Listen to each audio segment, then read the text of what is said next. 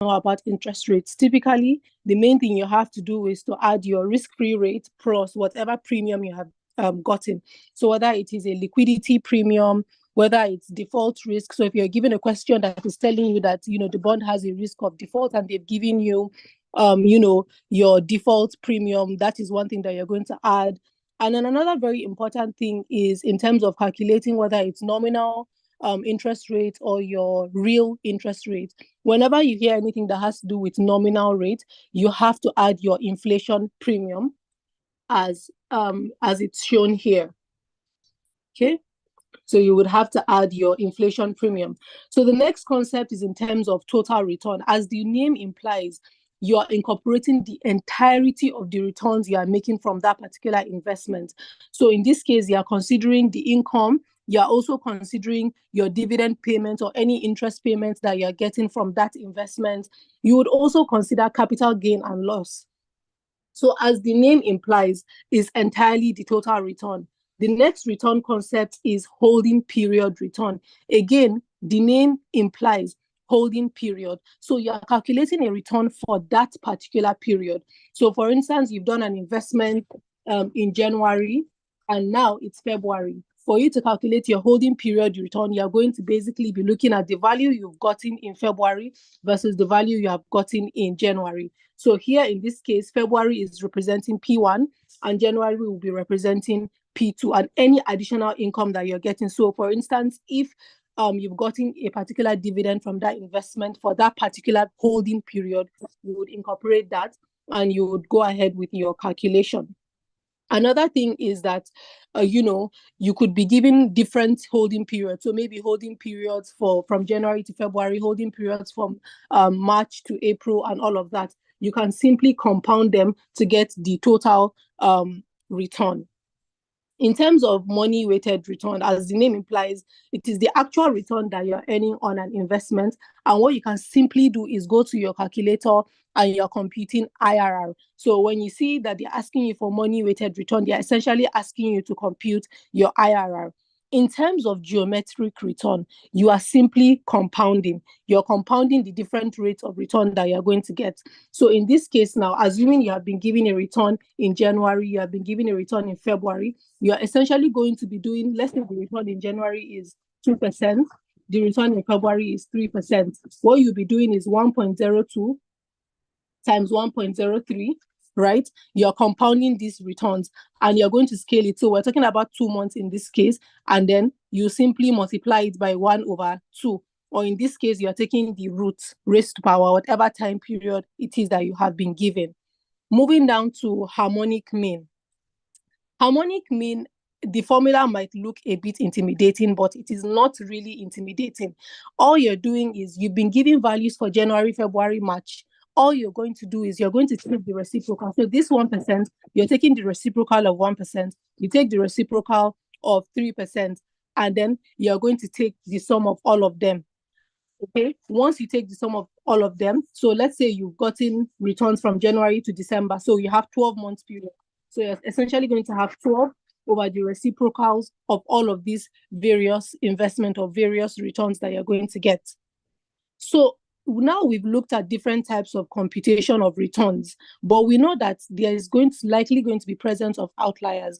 If I were to tell you to calculate the average return from, let's say, again, January to February, you were given maybe 10%, 15%, and then all of a sudden I tell you, okay, the return is 99%. Take the average between these three numbers, you would find that whatever average you get is likely going to be skewed towards this 99. The number you're going to get is going to be very, very large. So for you to address something large, which we call outliers, these kinds of outliers, there are other measures which we call trimmed mean and Winsorized mean. Trimmed mean simply means that if you have your data set again from January to February, and we've said that maybe towards the end, maybe from November to December, you ended up having very, very significant returns. In January, you had very, very little returns. You can say, okay, you know what? Why don't I take 1% off the lowest and 1% off the highest? So for instance, in this case now, you might end up taking out the return in January and then you might end up taking out the return in December, and you're left with the middle numbers, and you simply do your computation of mean, you would find that it is no longer going to be skewed. That is what your trimmed mean does. In this case, the winsorized mean is calculated after replacing extreme values at both ends with the values of their nearest observation. So in this case now, you have a very small number at the beginning. So we said, let's say you have 1% in January, and then in February, you end up having maybe 5%. Instead of deleting 1% and throwing it off the data, the winsorized mean is going to replace that 1% with 5%.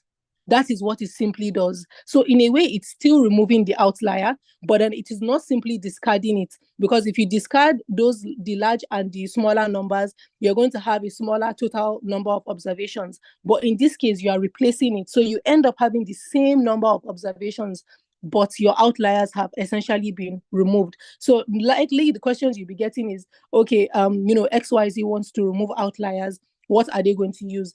And then depending on what they tell you, if they say she wants to be able to remove and replace, we are looking at winsorized mean. If they are just simply saying she wants to remove a particular percentage, we're talking about trimmed mean. So we'll quickly move on to the next slide. Okay. Am I too fast? Just let me know if I'm too fast, please. Thank you. All right, so the next thing is in terms of so can my slides be seen? Yes. Someone is asking, what about time weighted? Someone is asking that in the chat. Okay. So time weighted return, you're essentially calculating the holding period return at each period, link the holding period returns to obtain an annual return. So essentially, time weighted return is, in fact, you can think of your time weighted return as very, very similar to your geometric mean, because what you're simply doing is, okay, I want to see what is my return from January to February. What is my total return from January to February? I've calculated the holding period return from January to February. I've calculated the holding period from February to March, from April to June, etc., etc. Now I want to know my return for the entire year. You're simply going to be linking these returns, and then again 1 over n, which is very, very similar to your geometric mean. So let the names and terms not confuse you. Just think about the similarities. So in this case, your time-rated return is very, very similar to your geometric return. So you don't have to be focusing on cramming and memorizing too many formulas at this point. Okay, so moving on to the next slide.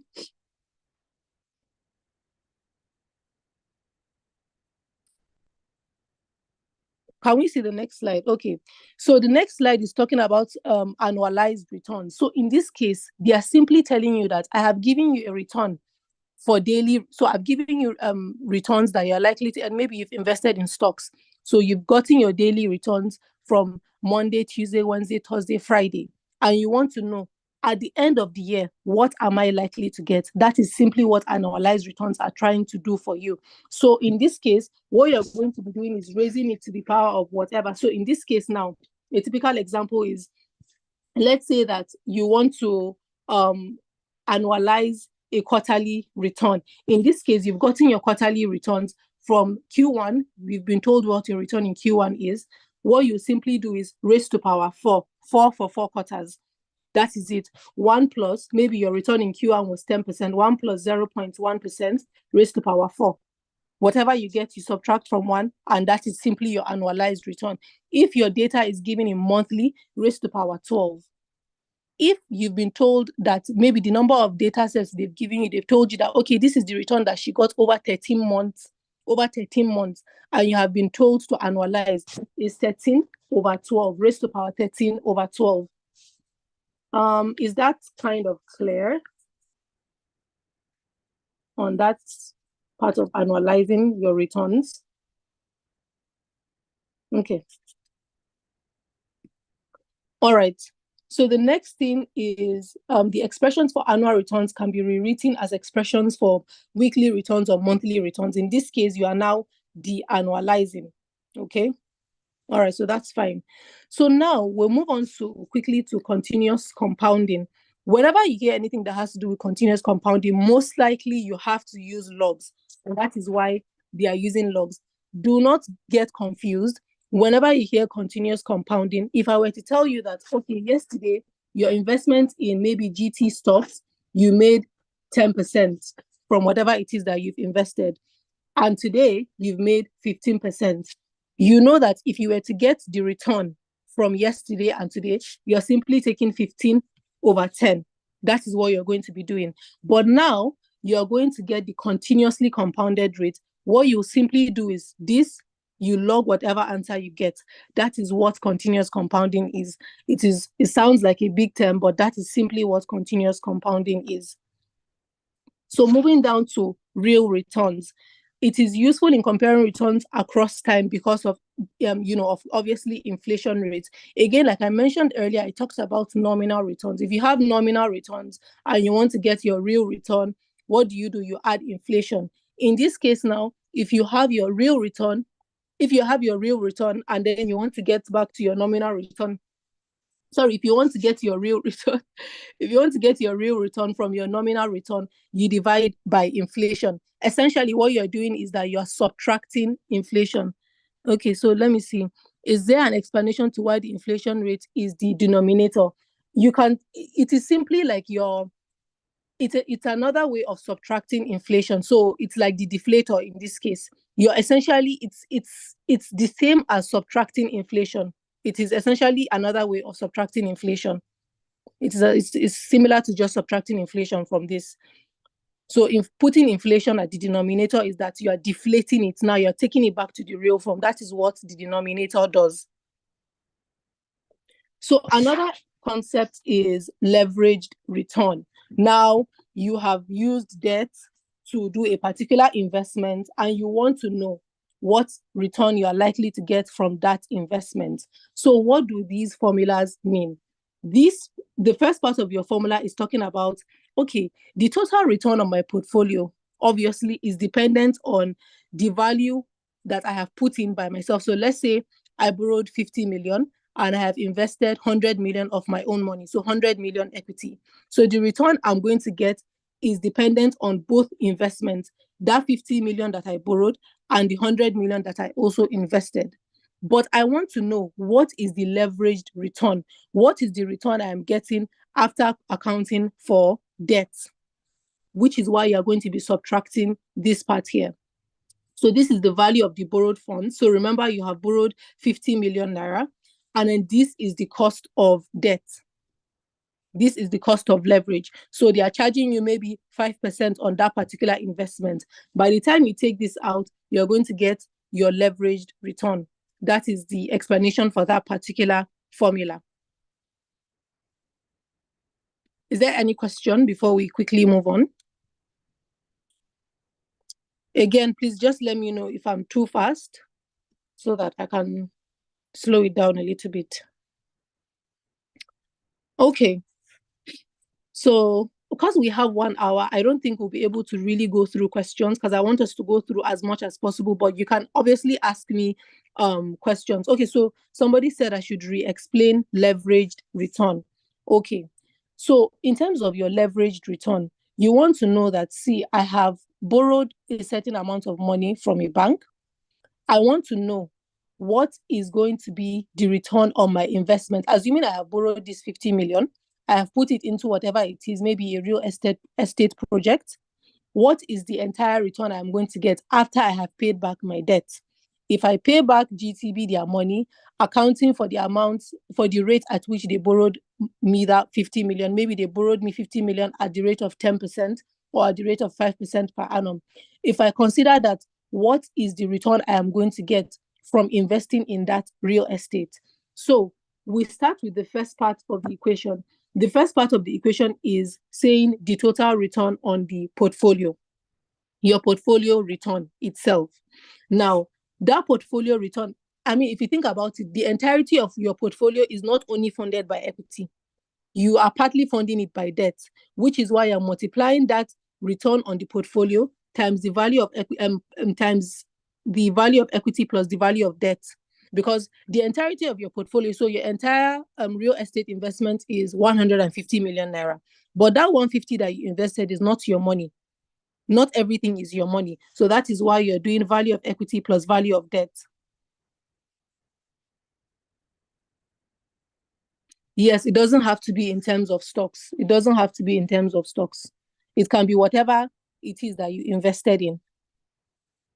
And then you deduct that amount that you borrowed. So remember, we said you borrowed 50 million naira from GT Bank at a particular rate, which is this interest rate. By the time you subtract this, you now want to find out what is the value I am going to get. Was it worth it?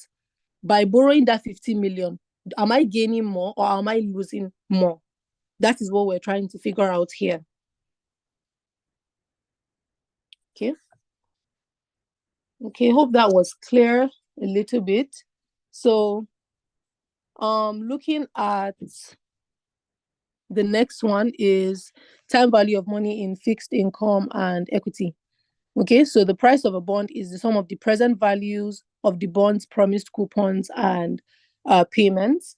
So for a zero coupon bond, essentially in this case, the payment is zero, because normally when you're doing your calculation for present value, your payment is equal to your coupon. But if you are being told that this is a zero coupon bond, it means that there's zero coupon and payment is going to be zero. And then fixed coupon, as we know, the coupon is paying a fixed percentage of the face value at a particular time. And then we have perpetual bonds.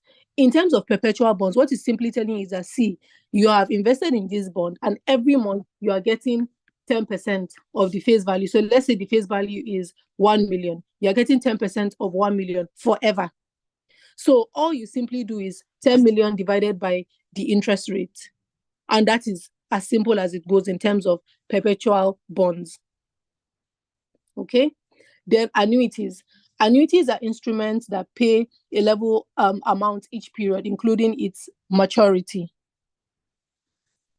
Okay, so the main difference between annuities and fixed coupon is that the latter pays face value at maturity, whereas a portion of face value is paid with each payment. So what annuity does is that with fixed coupon, you are simply getting that $10 every month, and then at the end of the year, you get your 100, your face value plus your $10. But with the annuity, what it's saying is that you are getting a portion of this 100. So you're not only getting 10, maybe you're getting 11.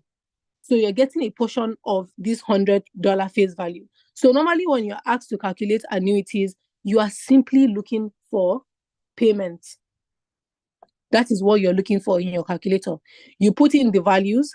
So you've been given a question. They've told you XYZ wants to invest. They've told you the price of that investment. Whenever you hear price, they are referring to this guy over here, the present value. So your price is going to be your PV. Obviously, you're going to put your interest rate, and you have to remember very important things. If it's a semi-annual bond, you're going to divide it by 2.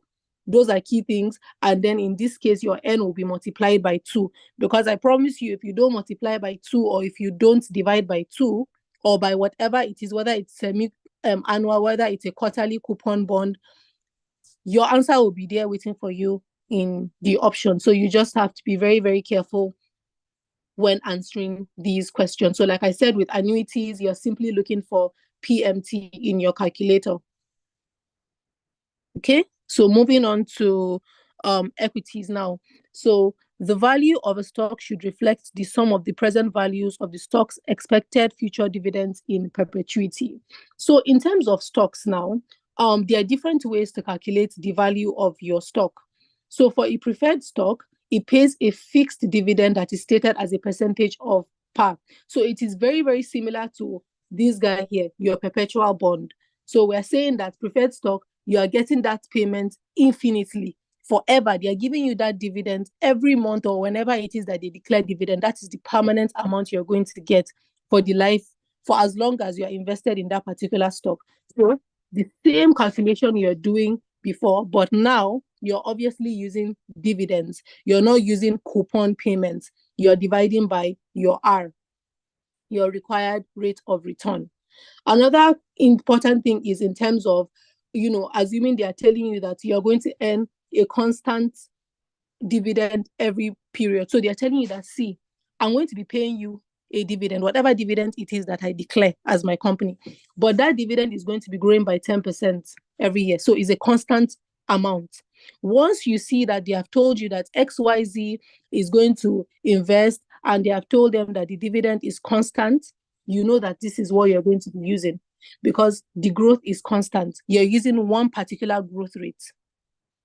And another very, very, very important thing, if you have been told that the dividend for this period, for January, is $10, she is getting $10 for this period, you will not use $10, but you are going to be growing your $10 by the growth rate. So the growth rate may be 10%. Again, you're going to be growing it because you're going to see a question that is going to show you the current dividend and the expected dividend. Please, you're going to be using the expected dividend, which we're assuming that it has been grown. That is why your formula says T plus 1, D, T plus 1. Those are the little things that you have to pay attention to in your formulas. Then multi-stage dividend discount model. In this case now, we're assuming that, no, I cannot promise you 10% forever, but I can tell you that the rate is going to change. You're going to be getting $10 maybe from me, but next year, perhaps our dividend is going to grow by 5%. The next year, our dividend is going to grow by 6%. So what you're doing here, you have been told that the dividend is currently $10. Next year is going to grow by 10%. So you have $10 times 1.01. Whatever answer you get, this is for period 1.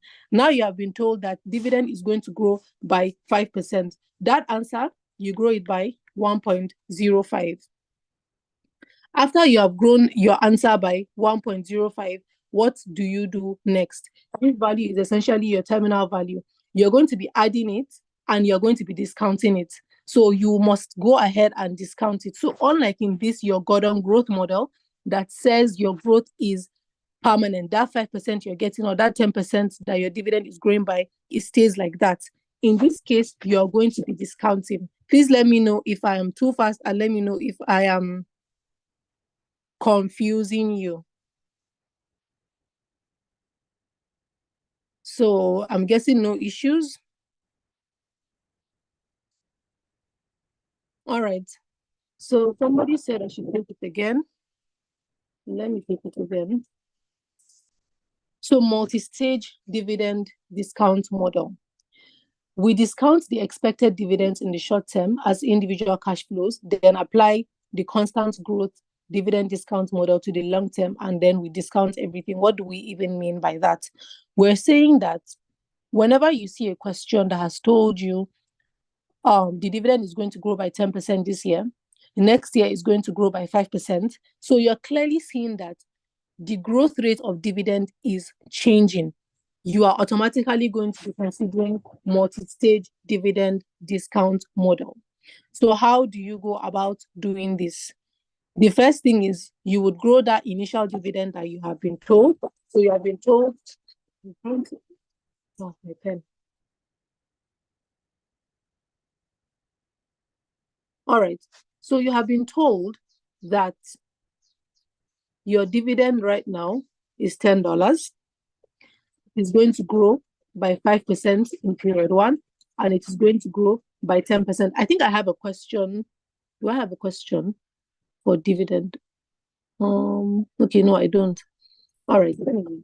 And the next period, it is going to grow by 10%. So what you're going to be doing is you're going to grow your $10 dividend by 5% for period 1. You get your answer. So in this case, it has gone up to 15. You grow 15 by 10%. Let's say it has gone up to 25. That is what you're going to do in this case. And you're going to be discounting it by 1 plus R.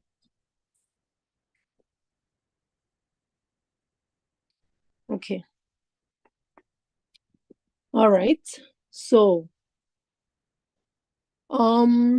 let us see where we're going next. So we quickly move to statistical measures of assets returns. Your arithmetic mean is the regular mean that you know. You're simply dividing the sum of your observations by the total number of observations. We have said earlier that mean is affected by outliers, which is why you're going to be using geometric mean, trimmed mean, or your Windsorized mean. We know that the median, as the name implies, is the midpoint. Mode is the most frequently occurring. Your range is simply the maximum minus minimum. There's another concept called the mean absolute deviation. Mean absolute deviation. What does that mean? It is the average of the absolute values of deviations. As the name implies, it is a deviation from the mean. That is simply what it is. So you have been given values for investments from January, February, March, etc. 10, 20, 30. You have calculated your mean to be 25. Mean absolute deviation is that you're taking the difference between 10 and 25, 20 and 25, 30 and 25. That is what mean absolute deviation does. And then you divide it by the total number. And keep in mind, it is absolute. That is why it is called mean absolute deviation. So if your answer is -2, your mean absolute deviation is going to be 2 because it is the absolute value. It does not consider negative values. Then in terms of variance, as the name implies, it is varying. It is varying from what? It is varying from the mean. This observation, by how much does it vary from the mean? That is what variance is trying to capture. By how much does 10 vary from 25? By how much does 20 vary from 25? By how much does 30 vary from 25? You calculate the variation and you're going to be squaring it. So 10 minus 25, you square it. 20 minus 25, you square it. 30 minus 25, you square all of them. You take the sum divided by n minus 1. Again, you are dividing by n minus 1 because it is a sample. Are we okay with that?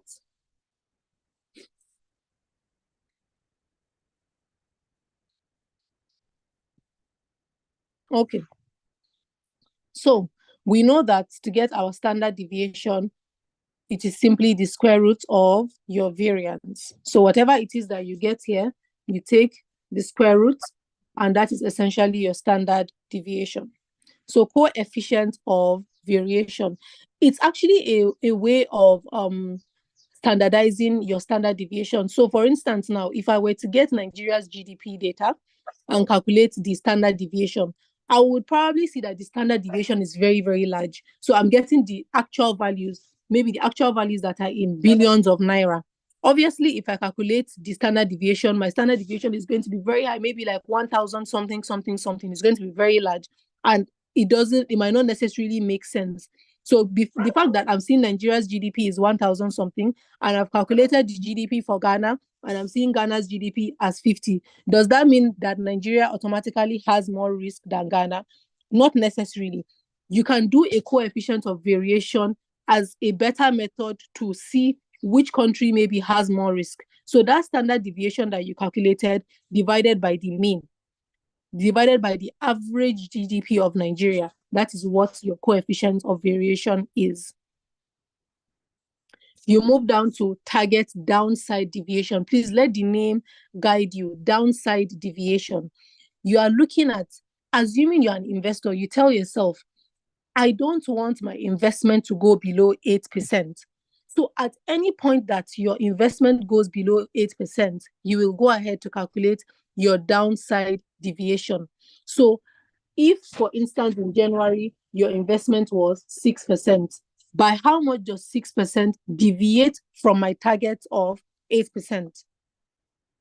And if you notice, the formula is very, very similar to standard deviation, because can you see with variance, you take the difference, you square it, and then standard deviation, you take the square root. So that's why you don't have to think about memorizing too many formulas. Just think about the similarities between whatever it is you're doing. So you already know that with variance, you're taking the difference between the observed value and the mean value. With target downside, you're taking the difference between the observed value and the downside value, your target value. And it has to be those observations that have fallen below the target. So that's very, very important. Okay, so quickly moving on to skewness. So you can have positively skewed. Typically, when you're talking about skewness, you think about your normally distributed, not your normal distribution, which you can see that is quite symmetric. But you can have a situation where something is skewed towards the left. It is skewed largely towards the left. So if it is positively skewed, it is telling you that your outliers are going to the right. Your outliers are going to the right. So how do you now know when you see a question that is asking you, this distribution is positively skewed to the right? Is the median bigger or is the mean bigger? One thing to know is that the median is always in between the mean and the mode. And the mean is the most affected by outliers. So if they have told you that your distribution is positively skewed, it means that your mean is the most to the right. So in that case, your mean is going to be the largest, followed by the median, because I said the median is always in the middle, and then followed by the mode. On the other hand, if they have told you it is negatively skewed, we've said the mean is most likely to be affected by outliers. So the mean is going to be most to the left. So the mean is going to be the smallest, followed by, again, the median. The median is in the middle, and then the mode. So that's a way for you to remember it. Okay, kurtosis is a measure of the degree to which a distribution is more or less peaked than the normal distribution. So assuming your distribution is all the way peaked, what kind of distribution is it? If it is more peaked than the normal distribution, it is leptokurtic. If it is less peaked, the way I remember the less peaked is the word flat. Honestly, I just say it is flat. It is flat, so it is flatter. So once you know this platykurtic, you know that leptokurtic is definitely the opposite of it. And then mesokurtic is like the median, so it is like a normal distribution. So if they've told you that it is a mesokurtic distribution, it is simply your normal distribution. Okay? Excess kurtosis. If a distribution has either more or less kurtosis than a normal distribution, we can say that distribution has excess kurtosis. But for a normal distribution, it has zero excess kurtosis. So this is kind of a question that you might get. It is normally distributed. Does it have excess kurtosis? No, it has zero excess kurtosis. Covariance and correlation. Covariance measures how two variables move together. So it is just looking at that relationship between X and Y. So I'm looking at the relationship between inflation and insecurity in Nigeria. How are they moving together? But when I move to correlation now, correlation is looking at the strength of that relationship. Correlation can tell me that, see, inflation in Nigeria is strongly related to insecurity. So because insecurity has increased, inflation has also increased substantially. The main difference, that is one of the main differences between correlation and covariance. Correlation looks at the strength of the relationship. Covariance moves to infinity. So covariance can take any unit. With correlation, it is strictly between -1 to +1. If it is equals to 1, the correlation between inflation and insecurity is equal to 1. I can tell you that there's a perfect positive correlation. So if one person dies today, I can tell you that maybe inflation rate 2 is going to increase by a certain amount. If there's this level of insecurity, inflation is going to also increase substantially.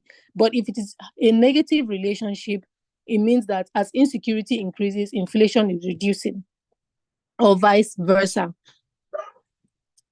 Okay, so dashing into probability trees and conditional expectations. All right, so we have talked about variance, we have talked about standard deviation. So as we all know, the probability of any event is between 0 and 1. When you hear an event is mutually exclusive, they are telling you that, see, only one event can happen at a time. For instance, if the MPC were to raise the monetary policy rate to 10%, I cannot say that, the monetary policy rate can be raised to 10% and can also be lowered to 9%. Only one thing can happen.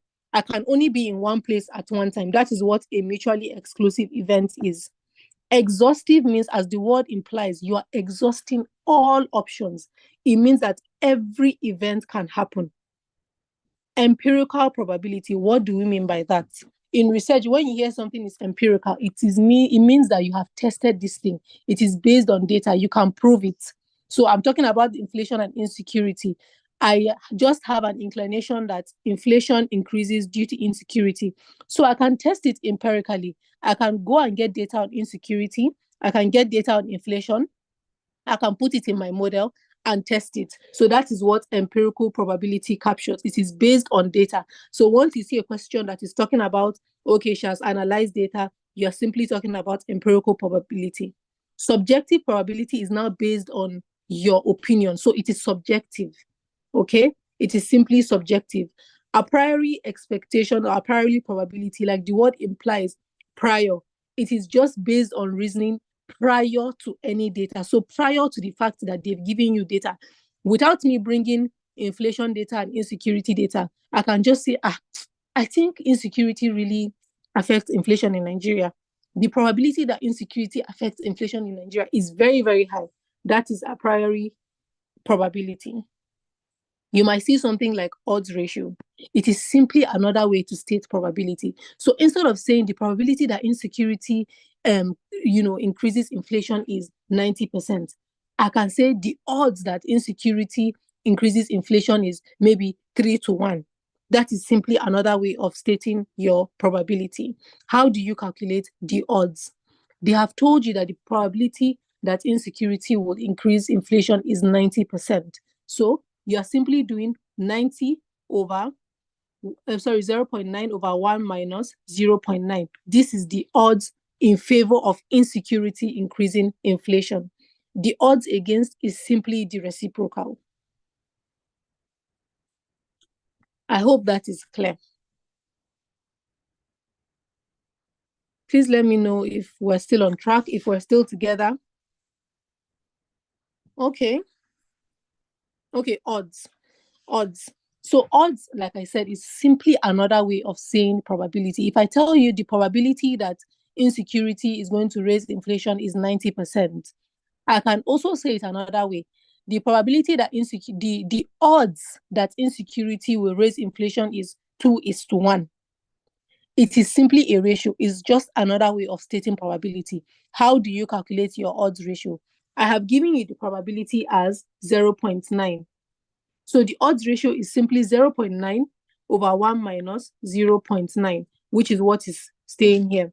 The probability over 1 minus the probability. So basically, the probability of insecurity leading to inflation divided by the probability of insecurity not leading to inflation in Nigeria. And that is going to give you the odds ratio. And we said that the odds against is the reciprocal. So we're talking about unconditional probability. So is the probability irrespective of any other outcome? So I'm not considering anything. I don't care whether there are other things that affect inflation in Nigeria. As far as I'm concerned, I'm only looking at insecurity. Conditional probability is the probability that inflation is rising given that insecurity in Nigeria has increased. Okay, so when you want to get that odds, right, that 2:1 that you got, you simply use that your formula for the odds. So you know the formula for odds ratio is P over 1 minus P, right? And you said 2:1, which is essentially 2 divided by 1. So what do? You can cross multiply and solve for P. That is going to give you the probability. So just another important thing to note is that they might tell you that the odds for this is 2:1. What is the probability of it not happening? By the time you do this calculation, what you have found is the probability of that thing happening. So the other side of it is the probability of it not happening. Hope that is clear. I'm so sorry. I really wish I also had time, but it's just very, very tight today. I know a lot of people have questions. I had so many questions that I wanted us to go through, but it is what it is. Anyways, I'm going to share the slides, so which are very, very detailed, and you're going to see the questions and you're going to see the solutions. And I'm available if anybody wants to reach out to me, so that's fine. Okay, so conditional probability that inflation is going to rise given that insecurity has happened, or given that insecurity is going to increase in Nigeria. That is what conditional probability is. It is conditioned on something happening. So the formula is simply telling me that the probability that inflation would rise given that there's insecurity is the same as the probability that both inflation and insecurity happen at the same time divided by probability of insecurity happening. And with probabilities, the formulas, honestly, they just keep recycling. That I can tell you. The formula just keeps recycling. It just keeps recycling. So if you pay attention to the formulas, you see that you don't have to memorize too many formulas here. So there's something we call probability, the addition rule. In terms of the addition rule, you're simply saying that probability that either inflation increases or insecurity increases. How do I do that calculation? The probability that yes, inflation increases plus the probability that yes, there's insecurity. And then I take out the joint probability. So if there's any intersection between the both of them, any similarities between the both of them, I take that out. Something very, very important that you have to note, if they are telling you that the events are mutually exclusive, these events cannot happen at the same time. You know that we're saying A and B, and we have said that A and B cannot happen. They are mutually exclusive. So A and B goes to 0. So in this case, your total probability rule simply goes to A plus B.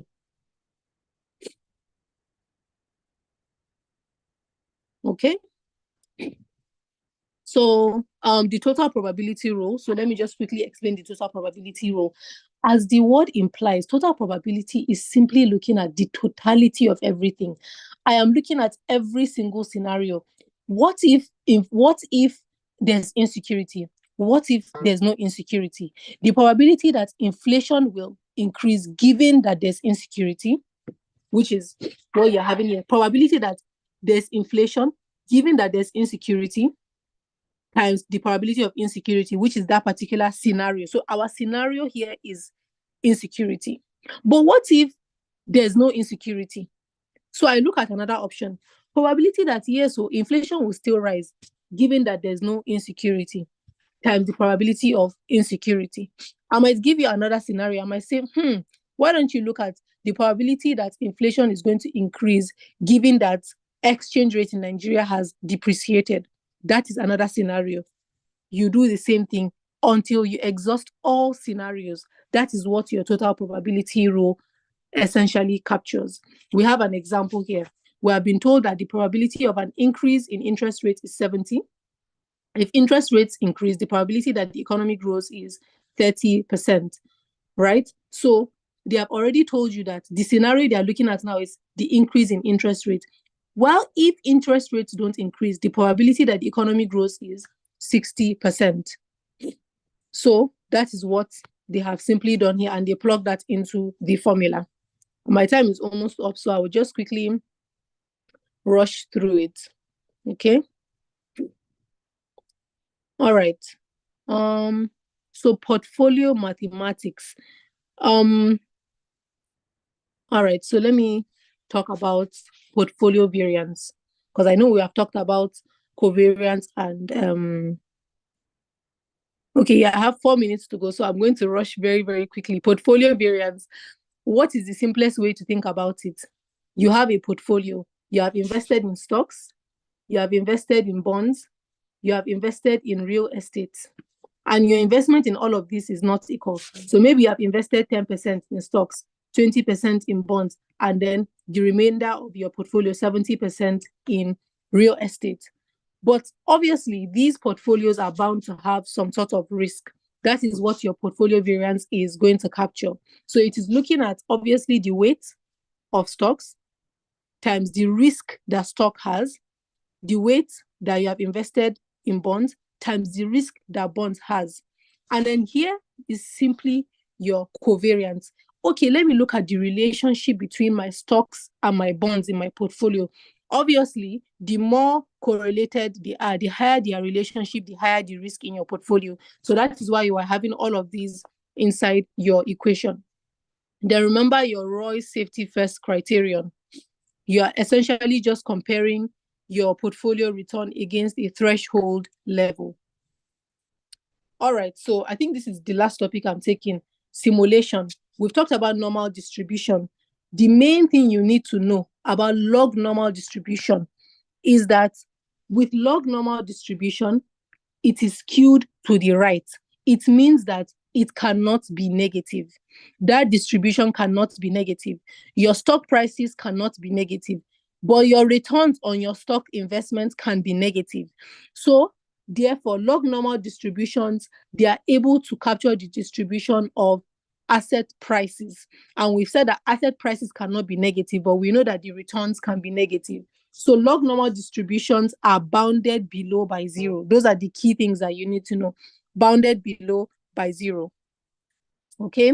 Then bootstrapping and Monte Carlo simulation. Monte Carlo simulation mainly uses probability distribution. So it looks at possible outcomes. I want to know if insecurity increases by 10%, what happens to inflation?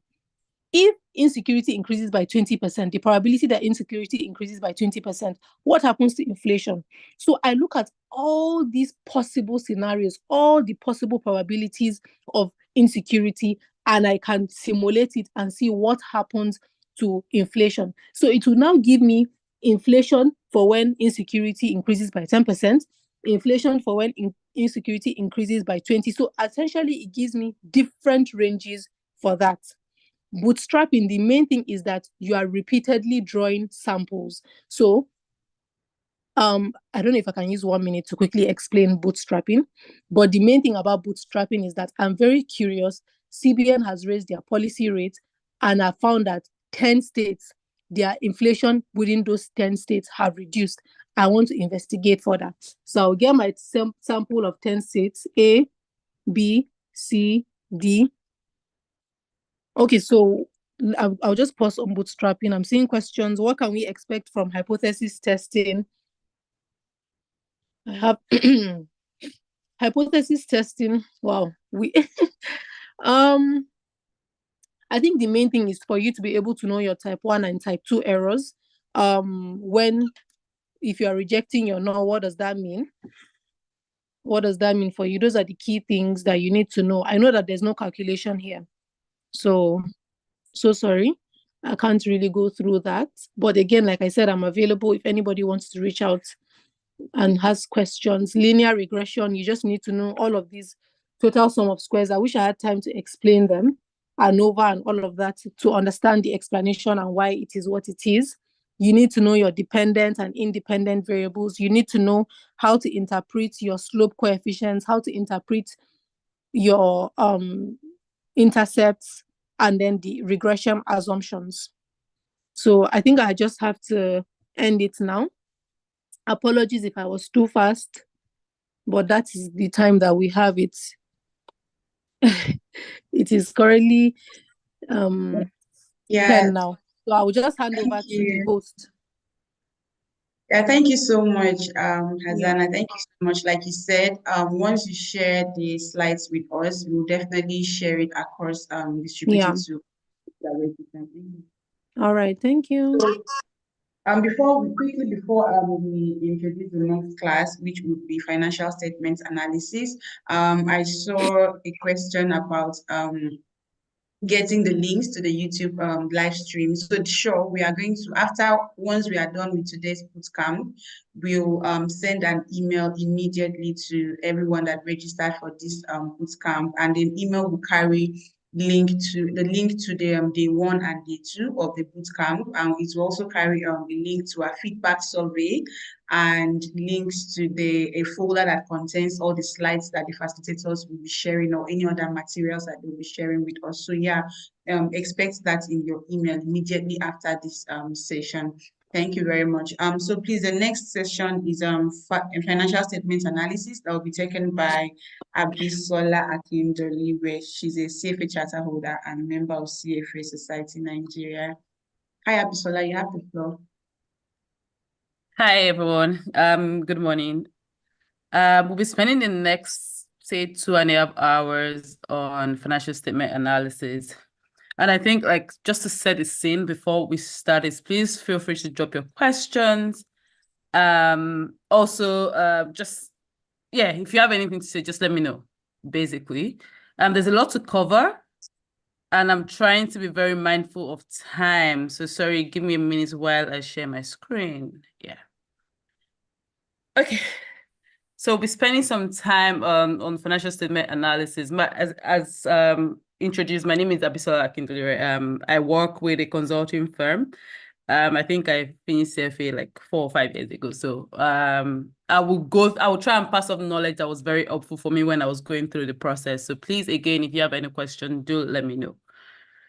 There's a lot to cover. There's about 11 topics in financial statement analysis. I just wanted to say something that one thing that was very helpful for me when I went through the CFA process was always at the beginning of every learning module to see the learning outcome. I think that was something that was very helpful for me, and that's something that will reinforce into everybody. So it's just good practice to go at the start of every topic to say what are the learning outcomes, what are the authors of the chapter, what do they expect for me to learn at the end of this module? And then I think usually that's very, very helpful. Again, we have a lot of things to cover, so I just wanted to focus on the 5 things I've highlighted, but happy to dive into anything that you want. If you have other questions that I've not covered, other areas that are burning, please leave questions so I can cover that. Moving quickly into the first one. So I think we'll start with analyzing the income statement. So the learning outcome for analyzing income statement is basically understanding the general principles of revenue recognition, expense recognition, knowing how to report non-recurring items. Also, big one is earnings per share and financial ratios. So if I start and I say, and I think one thing with financial statement analysis is it's not about you knowing how to prepare financial statements. I think what's important here and the skill set that's being learned here is when you interact with the financial statement, what do you get out of it? What are the learning points? What's coming out of you? What are the insights in the financial statements you're interacting with? Is the whole purpose of financial statement analysis is to be able to make informed decisions. So when you see a financial statement, what's that informed decision that's coming to you? Right. I'm sorry, I'm trying to look at the comments as well, so I'm not sure if that's why I'm a bit distracted. Anywho, so your income statement shows what happens in the year. So it shows your revenue, your expenses, it shows how profitable you are, right?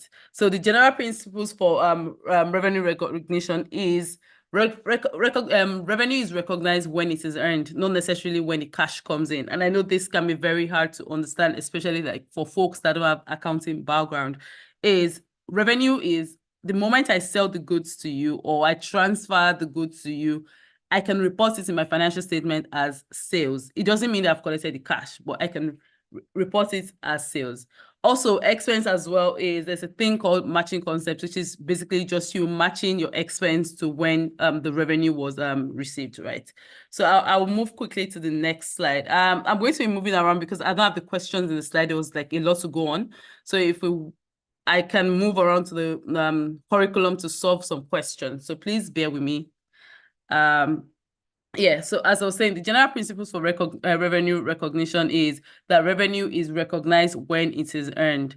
Again, there's some companies, example are like your subscription companies who like you pay in advance. So they have unearned revenue, which basically is if I'm subscribing for a year, I make payments at the start of the year, and then they start to recognize the revenue month on month.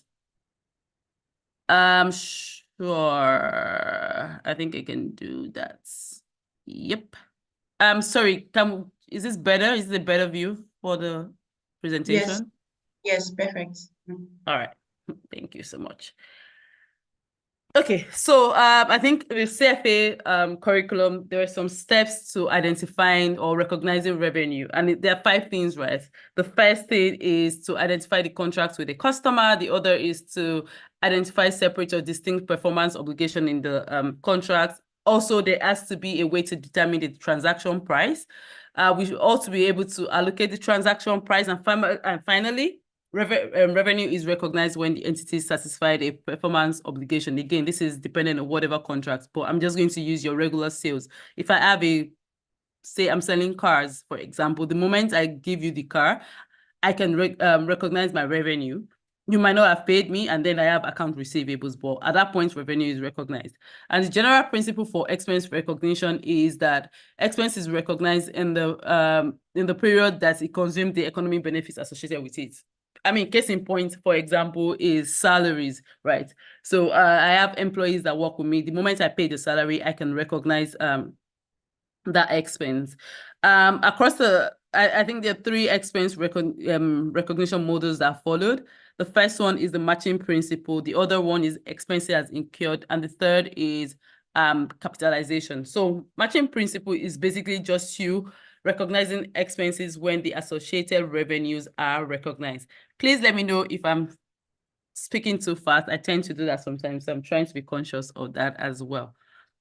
For period cost, again, is salaries is my perfect example for salaries. Like expenditures are less like directly matched to revenue, are generally expense as incurred. I think the big thing here is capitalization. That's the big thing with at least for financial analysis, to understand the capitalization policy adopted by each organization, right? So today you can say you are capitalizing your fixed assets, then tomorrow you say you're not capitalizing, then it's no longer consistent, and you need to flag that as you do your analysis. So I think that's one thing that is that we need to be aware of, is certain expenditures are capitalized on the assets as assets on the balance sheet, and then the way it flows into your income statement is by depreciation or amortization. So I buy, for example, machinery. It costs me $1 million. I'm going to capitalize the entire $1 million. And if my depreciation policy is 10 years and is straight line, salvage value is 0, every other year I start to recognize $100,000 as my expense. So it flows back into the income statement.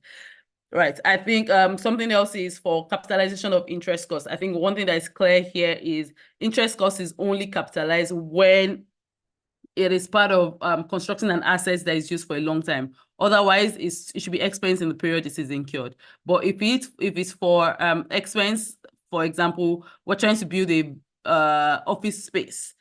We've taken loans to build the office space and we're paying interest on that. So I think you can capitalize that, and then over the years, if you're depreciating, it flows back into the income statement. Capitalization of internal development costs. I think IFRS, and I think one thing to call attention to here as you start like final prep and start revising is to see the subtle differences between IFRS and US GAAP. I think usually those are like the areas that are very testable to understand if you really know what is going on. For internal development costs, for example, I know for US GAAP it is prohibited, but for IFRS, the point at which it's divided into 2, right? There's a research phase and the development phase. The research phase is you have to expense that because there's a lot of things that can go on. You can start the research, and a few weeks into it or a few months into that research, you say that it's not probable, then you have to expense that. But then if you then move from research to development, all the components that is used to develop it, they can then be capitalized, and then it flows into your balance sheet as an asset. I'm going to pause to see if there is any question before I proceed. Again, I understand that I might be speaking too fast, so please, if there's any question, I'm looking at the comments. If there's any question, please let me know. Okay, looks like there's no question. Moving on to the non-recurring items, right? There's something that is called income from continuing operations, and there are things that are called income from non-continuing operation.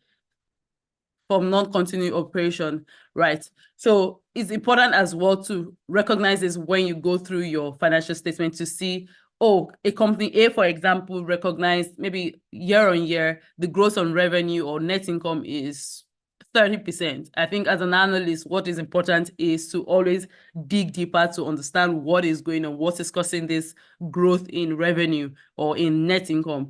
Is it from continuing operation or is it from non-recurring items, right? So non-recurring items can be anything from discontinued operation to extraordinary expenses. Maybe that year something happened and there's a new technology, for example, and all the past assets are now redundant. So that way, you have to then account for that when you're making your analysis.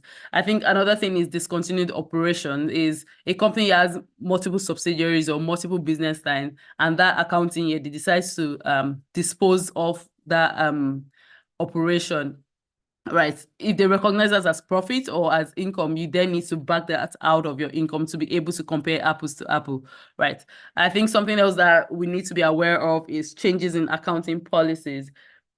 I remember when IFRS came into Nigeria, that was a situation where there was a change in accounting policy, right? And at that point, there might have been differences in the way IFRS compared to, I think it was NG GAAP, Nigerian GAAP, was recognizing certain items that might have resulted in extraordinary items on the balance sheet or on the income statement. So it's important to be aware of these things and to be aware of these nuances when you're going through the financial statements. As I said earlier, the most important part of what we do is not just enough to be able to compute the ratios and to read the financial statement, is to be able to spot extraordinary items. Yeah, so I'm going to move to capital structure. So here, I think the learning outcome here is to be able to, sorry, give me a minute while I pull up something, just a minute.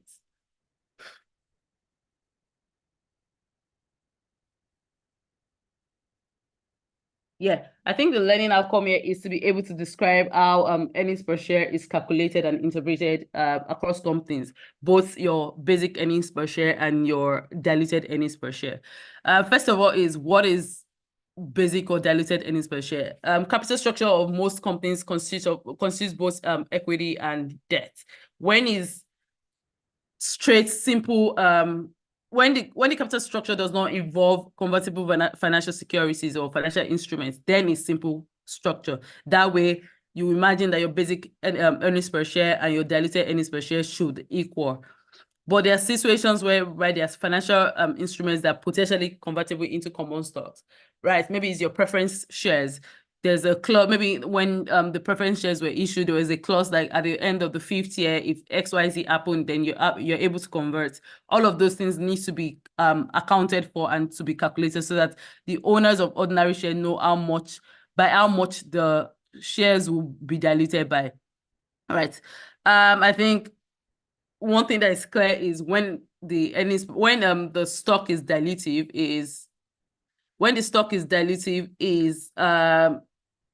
your basic earnings per share and the comparison between your basic and diluted earnings per share can either be equal to or less than, but definitely not greater than. I see a question here saying a warrant convertible instruments. To be honest, it depends on the clause that is in the contract, but for the most part, I would say yes. But then you need to look through your question or look through this situation. I don't know that there's a one clear answer to it to say every warrant are convertible instruments. You just need to look into the to the notes to know that, oh, this is a convertible instrument and what are the clauses for it to be convertible. Jola, I hope I answered your question. To compute basic earnings per share is the formula usually is net income minus preference shares dividend over weighted average number of ordinary shares outstanding. One thing that's important to know as well is you can't just use your number of shares outstanding is the weighted average, because in the course of the year it's possible that more shares were issued. So you can't just take the year-end balance or the starting balance as your outstanding shares. It has to be weighted to know that, oh, some people held their shares for the entire 12 months, other people held it for 8 months, 6 months. So I think that nuance is very important as we go through the computation, to always have that at the back of our mind that that's a possibility. I think another thing is when it comes to diluted earnings per share, the way the curriculum has looked at it is they looked at it across 3, right? It's preference shares outstanding, convertible debt outstanding, and stock options.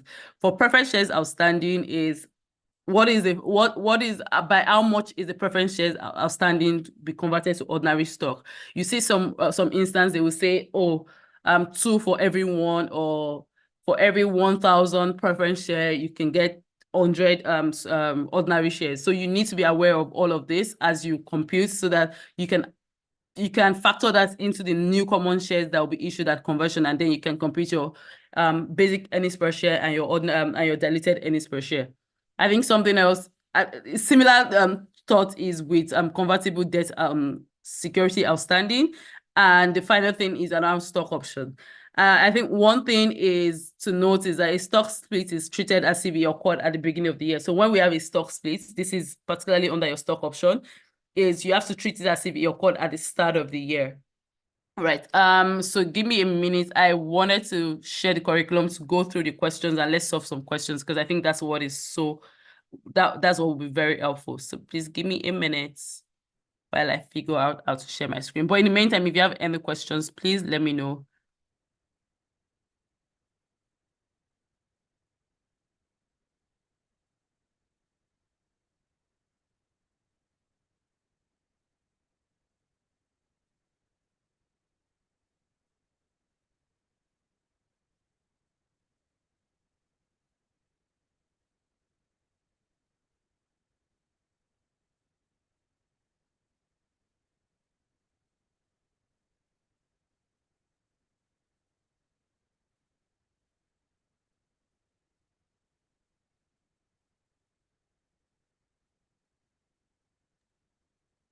Sorry, I say buybacks treated like they're issued at the start of the year. This is your treasury stock. No. So your treasury stock, you need to, there's a separate treatment for that. You need to know when it was converted. Sorry, I'm having issues with my screen. Just give me a minute, please. Let me sort this out.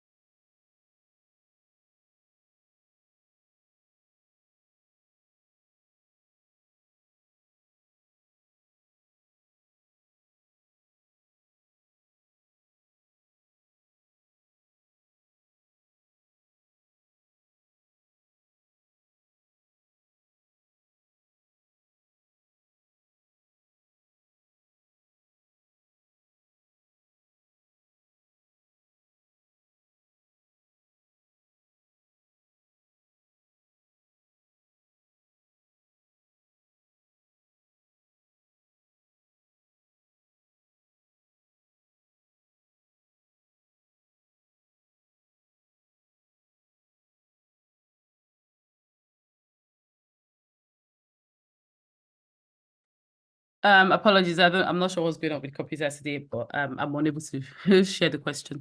I saw a question I thought I answered already. Are buybacks treated like they're issued at the start of the year? No, because you need to account for the period of time in which they were held for. So it is not treated like they were issued at the start of the year. I'm going to pause there again for other questions. If you wanted us to solve some questions as well, please feel free, let me know. I'm aware of time because there's a lot to cover as well.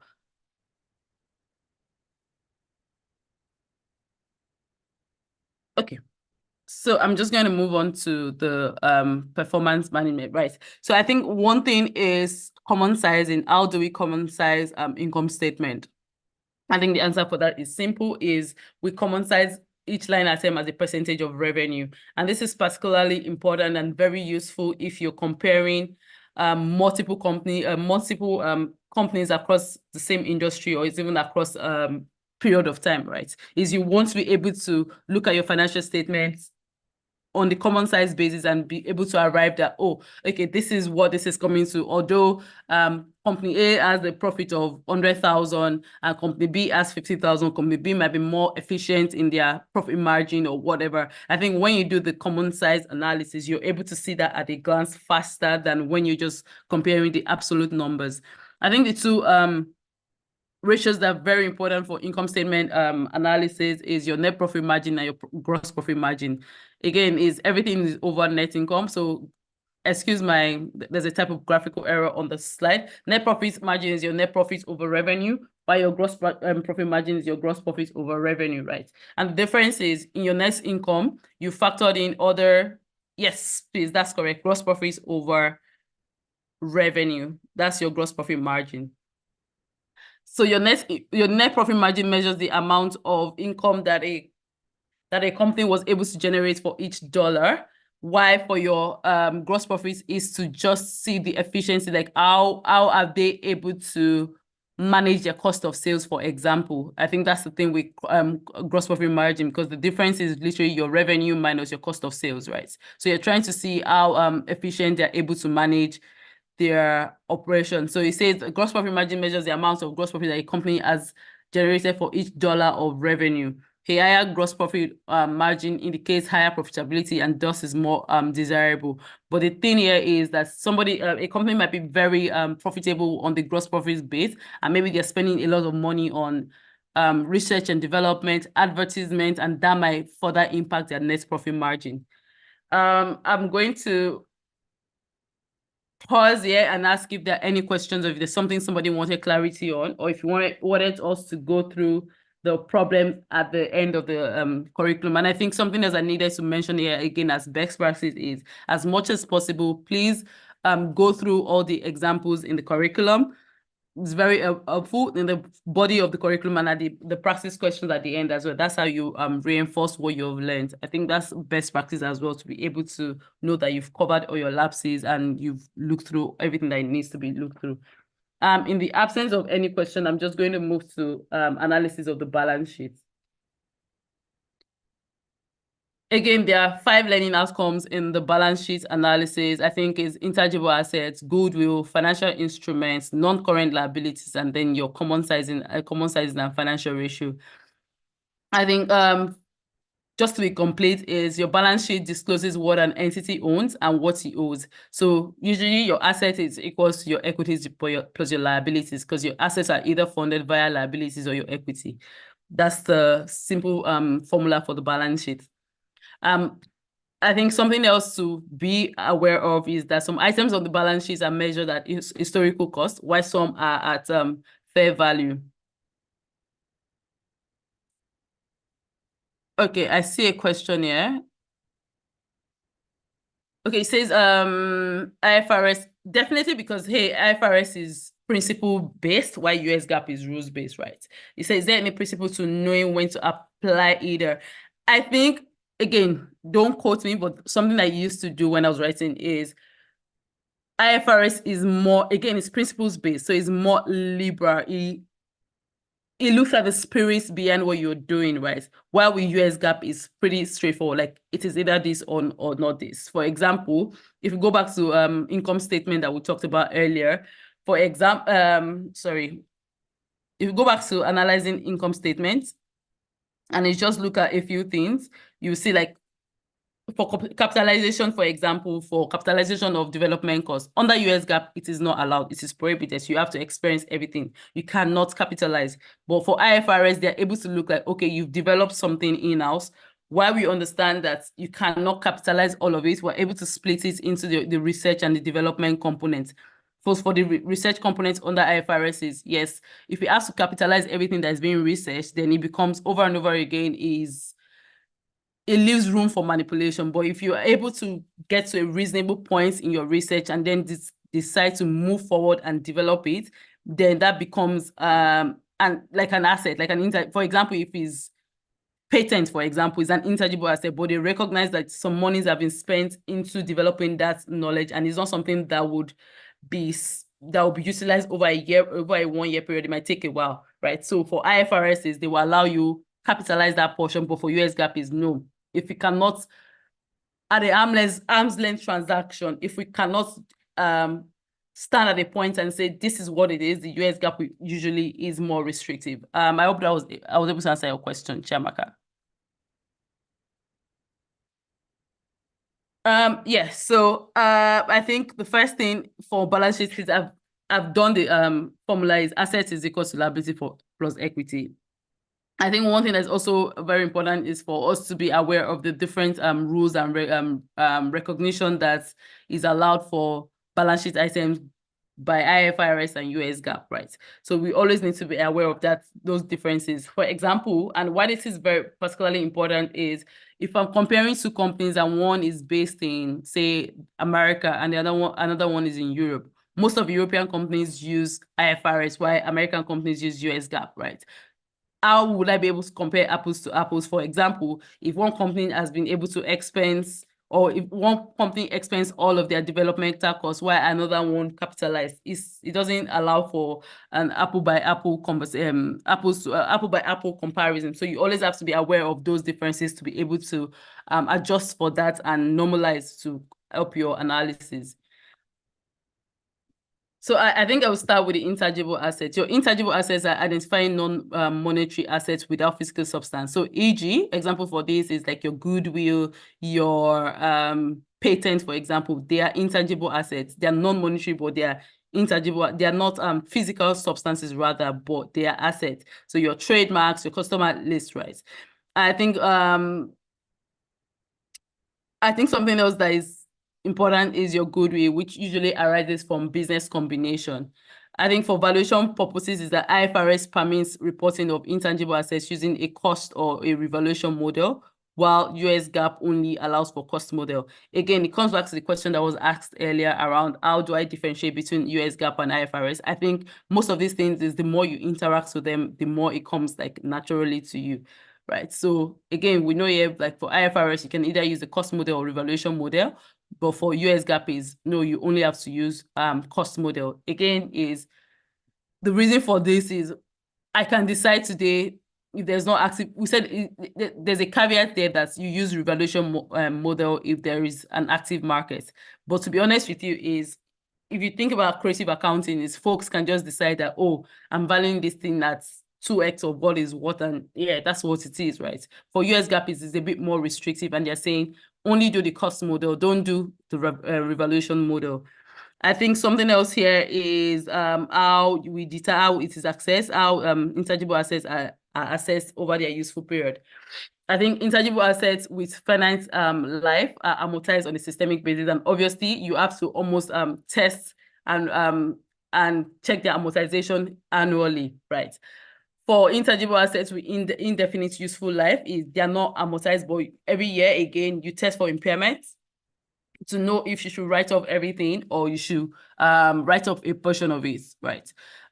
I think it's important to say that amortization is almost the same word as depreciation. It's just that one is used for intangible assets and another is used for tangible assets. While impairment is, yes, I'm holding this patent, but I've gone into market, it's not worth anything anymore. Then I have to write it off entirely that year, or is worth just 30%, and then I need to write off the 70%, right? Under US GAAP, identifiable intangible assets are recognized on the balance sheet if it is probable that future economic benefits will flow to the country, to the company. Under both IFRS and US GAAP, the general requirement is that internally created intangible assets are expensed rather than reported on the balance sheet. I said earlier that for IFRS is cost of internally generated intangible assets during the development and research phase should be expensed, while that of the development phase can be capitalized. For US GAAP is please expense everything. There's no point. There's no point differentiating what is what and what is different from. Sorry, yeah. So I was saying for US GAAP is don't capitalize any of your internally developed intangibles and research and development, expense everything. However, if it was acquired, then you can start saying, oh, you can report it as capitalized on the balance sheet if it was acquired and not developed internally. Sorry, there's a question here, difference between depreciation and impairment. Again, depreciation, I would say depreciation is you've planned for it, right? You've calculated, for example, your company policy, for example, is I depreciate all my fixed assets over a 10-year period. My salvage value is 0. So that is sacrosanct, right? There's nothing that is going to change it. If I buy this phone, it cost me $1 million. My depreciation policy is straight line 10 years. I know I'm going to expense 100,000 every year. Why for impairment? Impairment is unexpected damage, right? So for example, I buy, I'm trying to see the example for impairment is unexpected damage. It can be due to change in technology or something just happened to that asset and I can no longer use it for my 10-year period I planned it for. So that asset is impaired compared to depreciation, which depreciation is just me not expensing all my capital expenditure at once. I'm doing it over a period of time. For impairment it's different.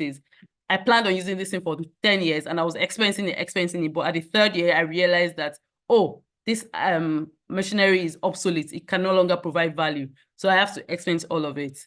I hope that provides some context, FR. All right, I'm going to proceed. I think the next learning outcome is your goodwill, right? So goodwill is when one company acquires another one and the purchase price for all the purchase price is greater than the fair value of the identifiable assets. So the difference is your goodwill. So today I acquire a new company and I pay 500,000. But when I did my net assets, compared my asset and my liability together, it's actually worth 400,000. So that extra 100,000, I'm going to record it on my books as goodwill because that's the extra I'm buying from that company. What I bought from the company is not necessarily the assets and the liabilities, but it's the potential of what it has. So that 100,000 I'll recognize as goodwill. So I think economic goodwill is based on economic performance of the entity, while accounting goodwill is based on accounting standard and is reported only in the case of acquisition. So I can't just decide that, for example, luxury goods, for example, I can't just decide that my goodwill is 1 million naira. No, it's when I've acquired a different company and my net assets is less than what I paid for it, then I can recognize goodwill. I think under both IFRS and US GAAP is accounting goodwill from acquisition is capitalized. And while goodwill is not amortized, it is actually tested for impairment every year. So if I buy this company, I need to test for impairment every year to say, okay, this goodwill I recognize, does it still exist or has it been eroded? If I think it has been eroded, then I need to expense it that period, right? Otherwise, I can continue to carry it in my books as is. For recognition is excluding goodwill from, I think one thing that's important when you do your financial ratios or you do your analysis is to recognize that you might need to exclude goodwill from balance sheet data to compute your financial ratio and to also include goodwill from your impairment losses from arising from goodwill from your income statement to understand. Again, these are unusual items, so I need to exclude them so that I understand what's going on.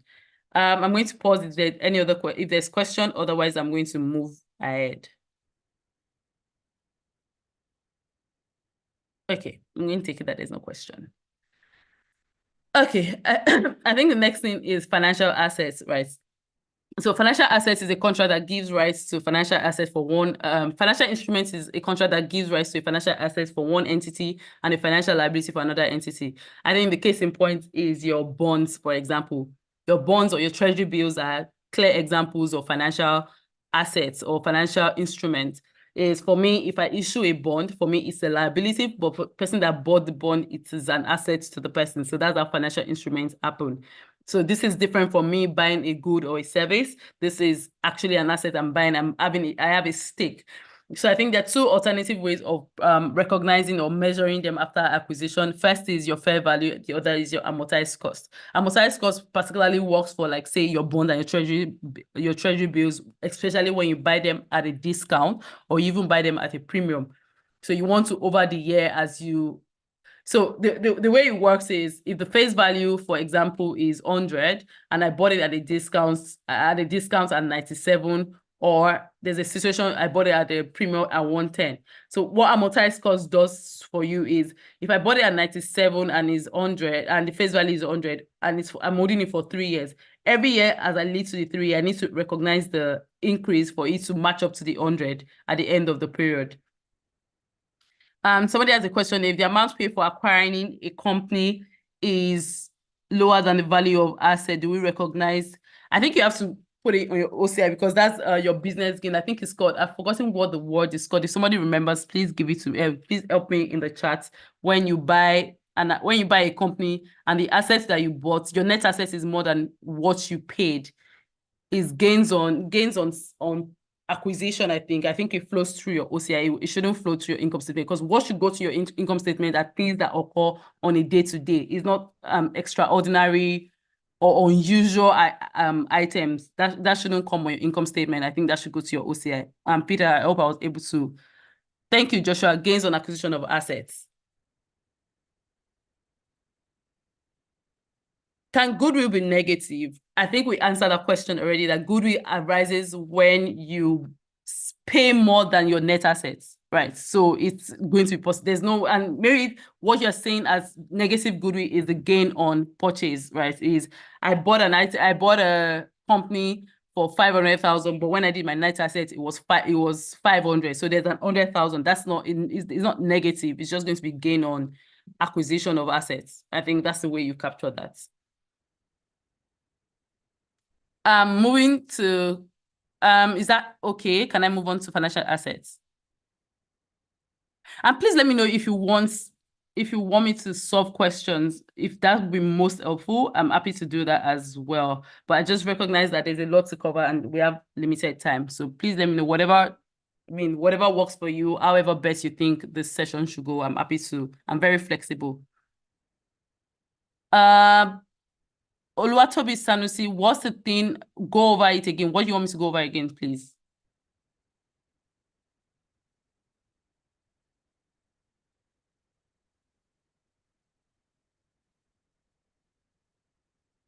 Sorry, I'm just waiting for Oluwatobi Sanusi to. Amortization. Okay. I would.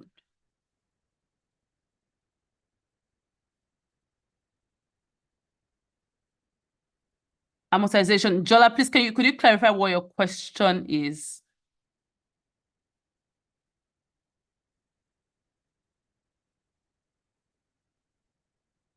Okay, everybody wants us to solve questions, so happy to do that.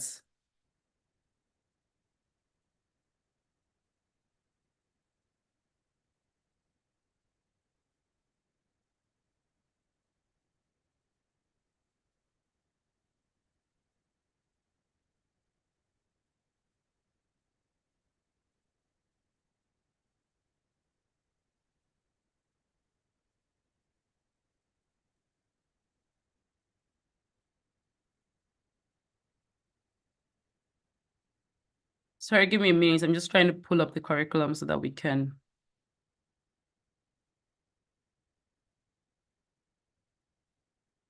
So that we can solve questions together. I think I'll just go back to the income statements and we can start from there and just solve questions so that we can understand what we are doing.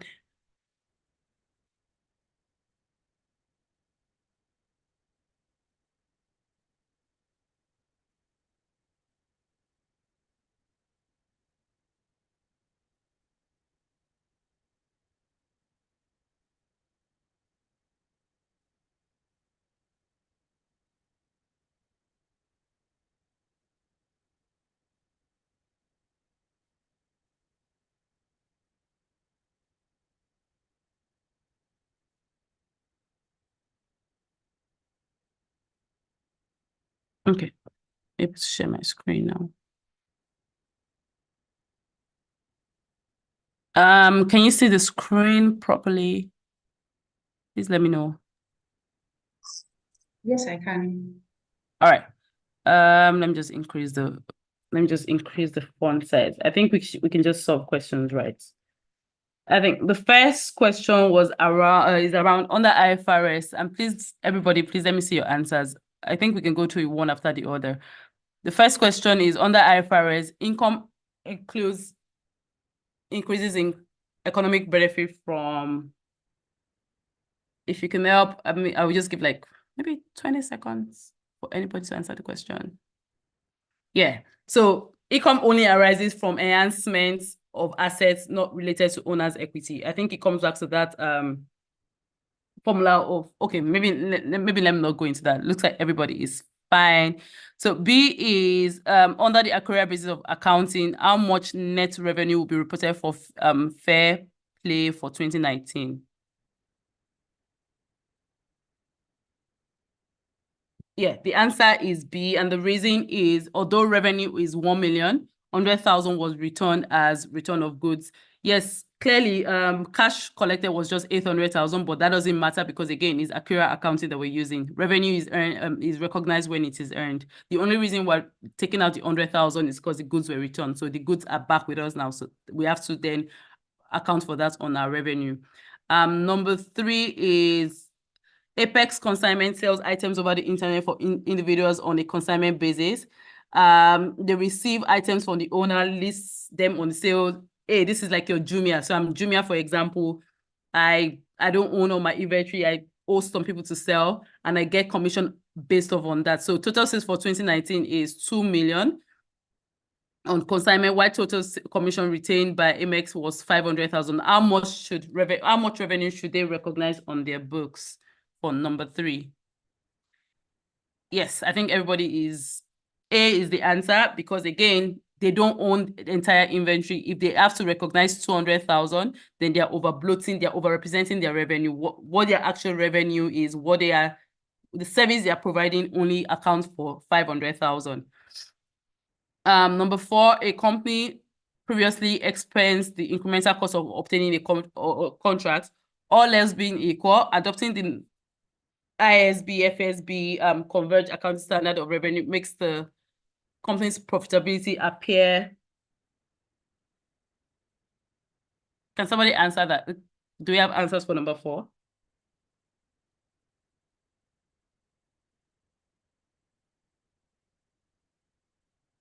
Are we taking our time? Or do we have answers already?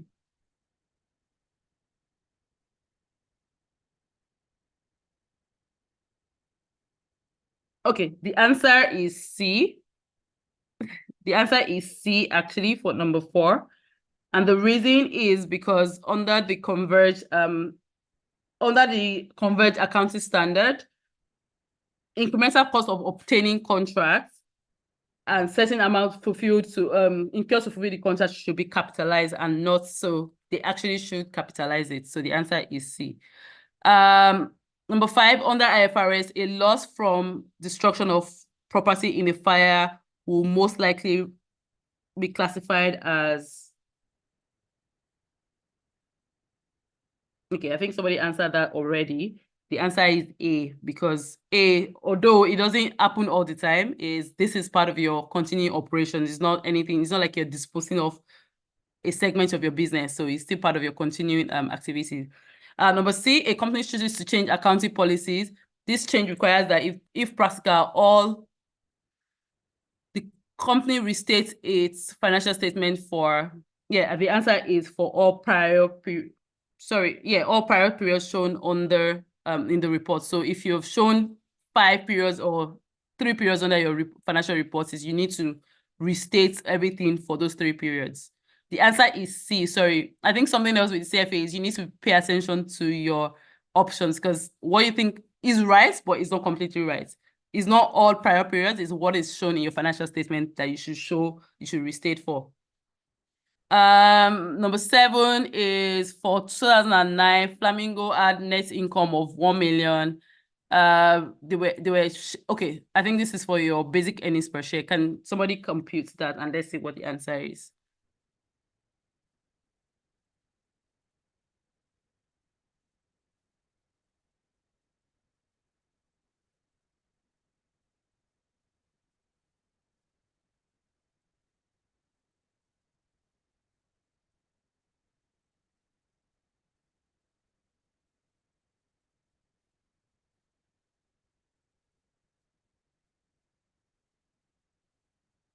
Okay, so I think here is the answer is C, right? And the thing is, you need to account for these new shares that were issued. So again, remember that you're not just using the shares at the end of the year, is your weighted average. So if you calculated the weighted average of the shares, I think that comes to about 1,050,000.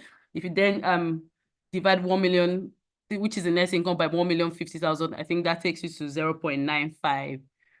I'm just going to see if there's any other question that is of value for us to reinforce what we've learned. A company with not debt or convertible issue under both IFRS and what should be on their financial report? I think the answer to that is a basic EPS equals diluted EPS, because it is like they don't have any convertible shares, right? It's just the simple capital structure is not complex. So the answer to that is A. Okay, I think let's calculate this diluted earnings per share. So it says the net income is 200,000. The weighted average common shares outstanding is 50 million. They have 2 million convertible preference shares that paid a dividend of 5 naira. Each preference share is convertible into 2 common shares. What is the diluted earnings per share?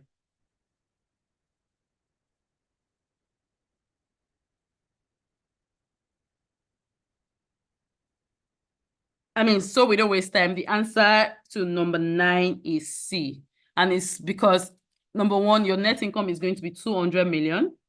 And then you divide that by your weighted average common shares is 50 million plus 2 million times 5, which comes to 10 million, right?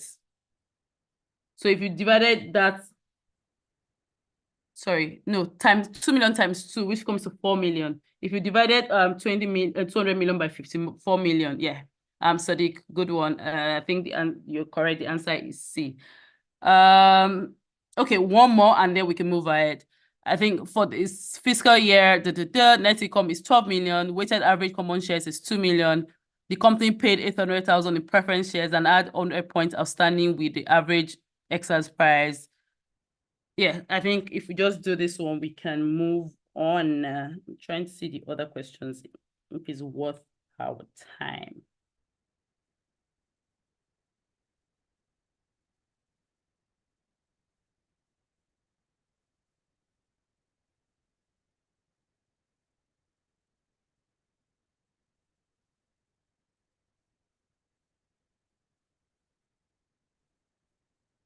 Okay, I think somebody answered that already. The answer is B. I wanted us to look at one more question, number 13.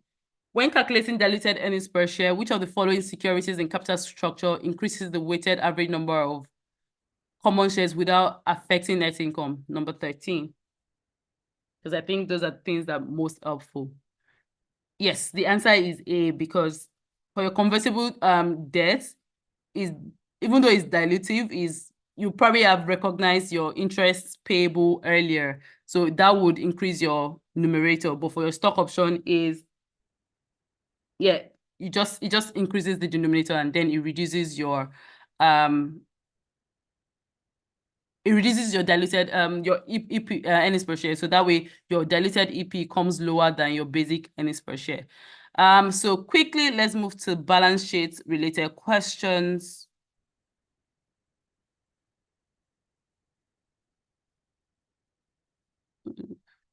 Move fast.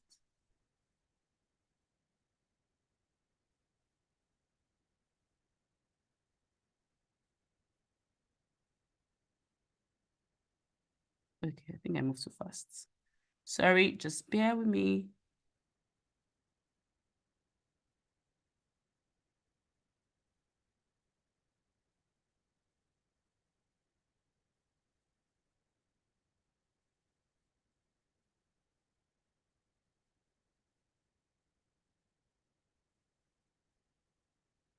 Yes.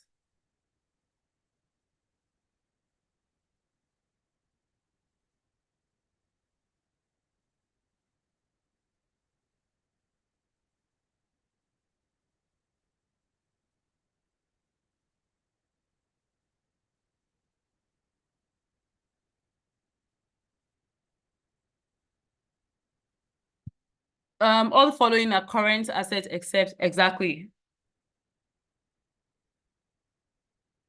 all the current are current, all the following are current asset, except, yeah, the answer is goodwill. The initial measurement of goodwill is most likely affected by, I think we talked about this already. I'd like to see if exactly the purchase price rather. For financial assets calculated, okay, I think we didn't touch on this yet, and I think maybe this is a good place to talk about it. For financial assets classified as trading security, how are unrealized gains and losses reflected in shareholders' equity?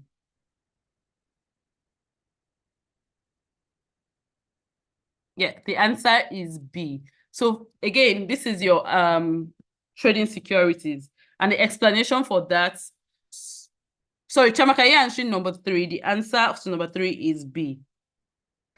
So this is the one where your unrealized gain and losses are reported. Sorry.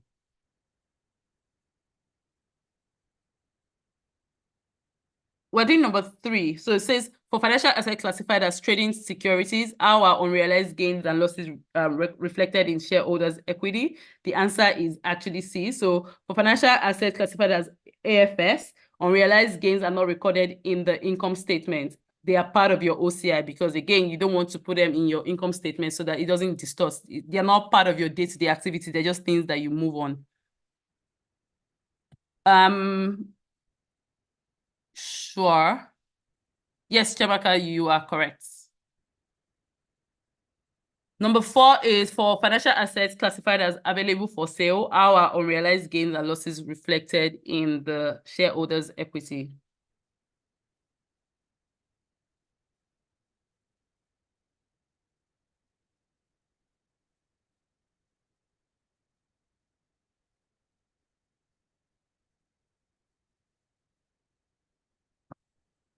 Yes, everybody's correct. The answer is C.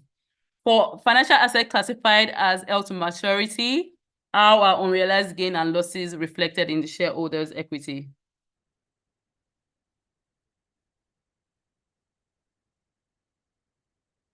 Yes, number 5 is they are not recognized because it is held to maturity. So what you only do is, like I was explaining earlier, is you amortize over a period of time. So if you, for example, if the face value is 100 and you bought it at a discount of like 80 and it's over a 5-year period, you keep recognizing those gains until you get to your 50 and is at 100. Right. Okay. Number 6, a company has total liabilities of £35 million, total equity of 55. The total liabilities are represented on the vertical common size balance sheet by percentage closest to what? Number 6, please.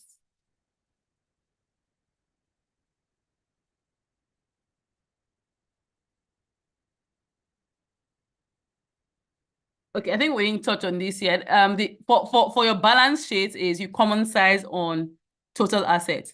And how do you get your total asset? For example, here you have your total liabilities and your total equity. Again, your assets is equal to liabilities plus equity. So if you added your 35 and your 55 together, that should be 90. So if you then do 35, which represents your liability by 90, that should come to B.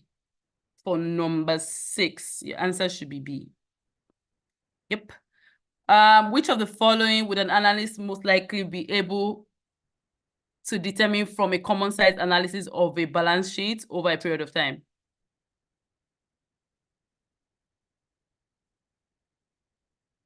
The answer to number 7 is B because it shows the increase. It shows the increase or decrease in your financial leverage over a period of time. It is not going to show you how efficient the use of your assets is because, again, you're comparing, you're common sizing over your total assets. So it's going to tell you over the period of time what has happened to your financial leverage. I wanted to see, okay, number 10, the most stringent test of a company's liquidity is what? That's correct. The answer to that is A. Number 9, quickly, an investor concerned about a company's ability to meet its near-term obligation is most likely to calculate what? Number 9. Yes, your current ratio, because again, is near time. They want to know about your liquidity. So that's your liquidity ratio, is your current ratio. An investor worried about a long-term solvency will most likely examine what? Yes, that's correct. Debt to equity ratio. Let me see if there's another question that would. Yeah, I think we are good here. Let me pause in case we have other questions. Otherwise, happy to move on. Is there something on income statement or balance sheet somebody wanted to clarify or ask questions on so we can deal with that here? Yes, Chemaka, please, what's your question? Number 3 again. Chemaka, sorry, I'm waiting for your question as well. Just wanted to go to number 3. Okay, Joshua, number 3 is for financial assets classified as trading security, how are unrealized gains and losses recognized? The answer to that is B. They flow through your retained earnings because they go through your whatchamacallit, income statement, and then they flow to your equity via your retained earnings. Is that fine?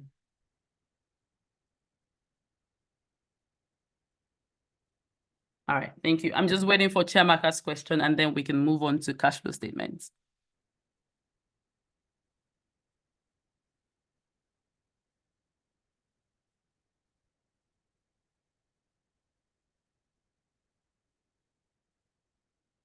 Yeah, I think that's the same question as number 3. Jola Adisa, trading securities, as long as you're trading, it should go through your income statement.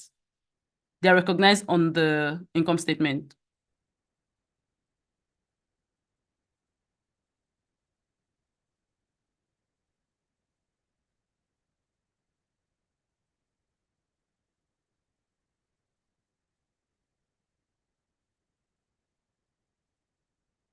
For questions where ROE, ROI are given and we're asked to calculate the profits, I can't remember the.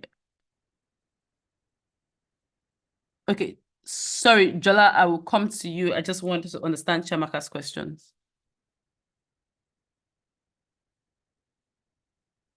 Okay, I think she's still typing and I can answer you, Jola.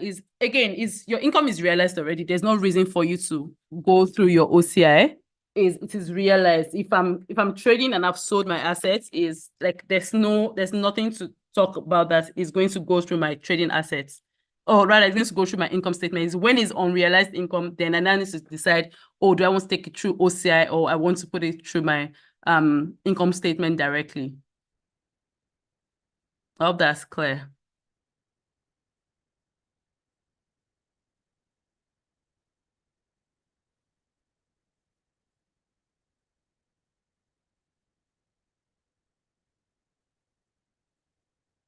What's the best way to understand DuPont analysis? I think for me, what I've been able to do with that is to strip it and to almost like understand all the components that leads to your ROIC. I think that's the way I've been able to do DuPont analysis. I'm happy to like connect after to talk more on it, but I almost think like for you to understand it is you need to start from the end. So what's your ROIC? What leads to your ROIC, and take it one step back till you get to the. So it's almost like an issue tree. So if you start from your ROIC is what constitutes your ROIC, right?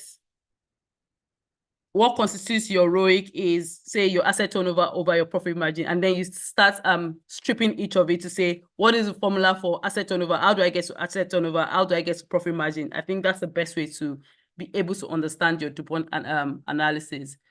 Yinka, is that okay?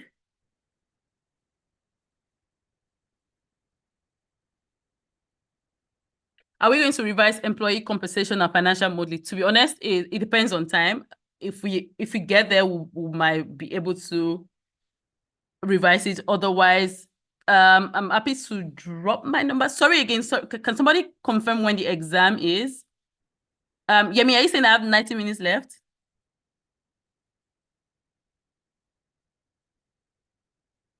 Okay. So I'm happy to drop my number. I think I might have some capacity this week, and if you wanted to like get more clarity on something, I'm happy to jump on a call to explain to you. At least I have visibility over this week. I know that. So I think if we do this week, you still have time to revise for your exam.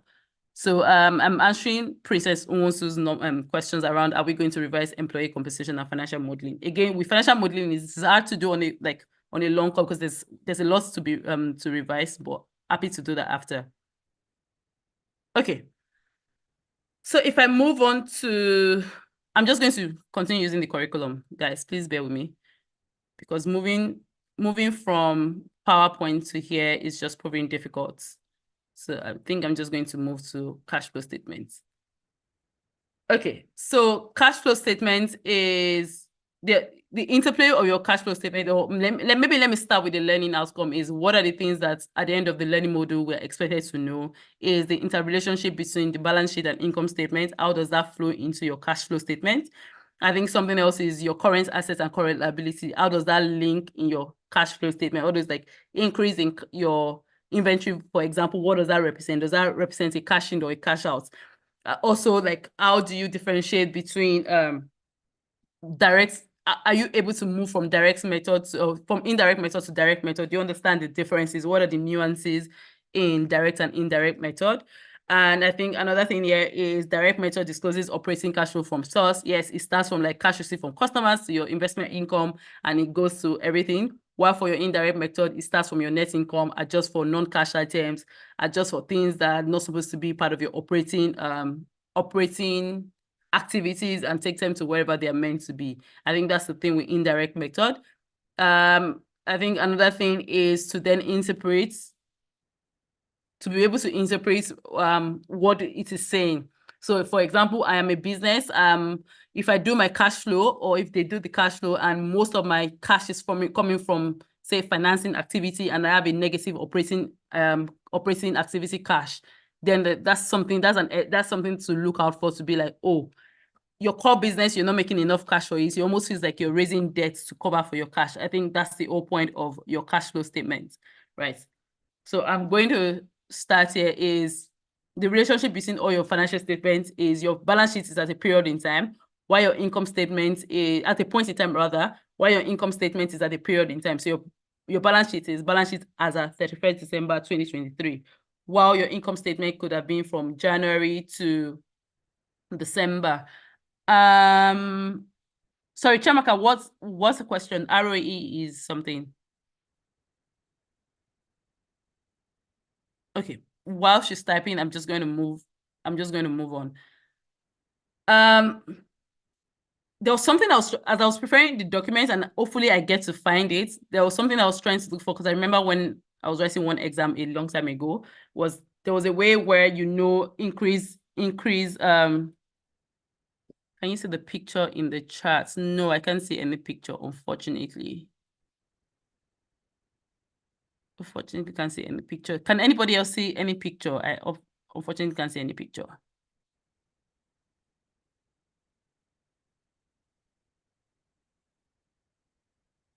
You can? I can't see. Should I stop sharing? Sorry, Gloria, could you explain what the picture is asking? Since you're able to see it, I can't see any picture in the chat.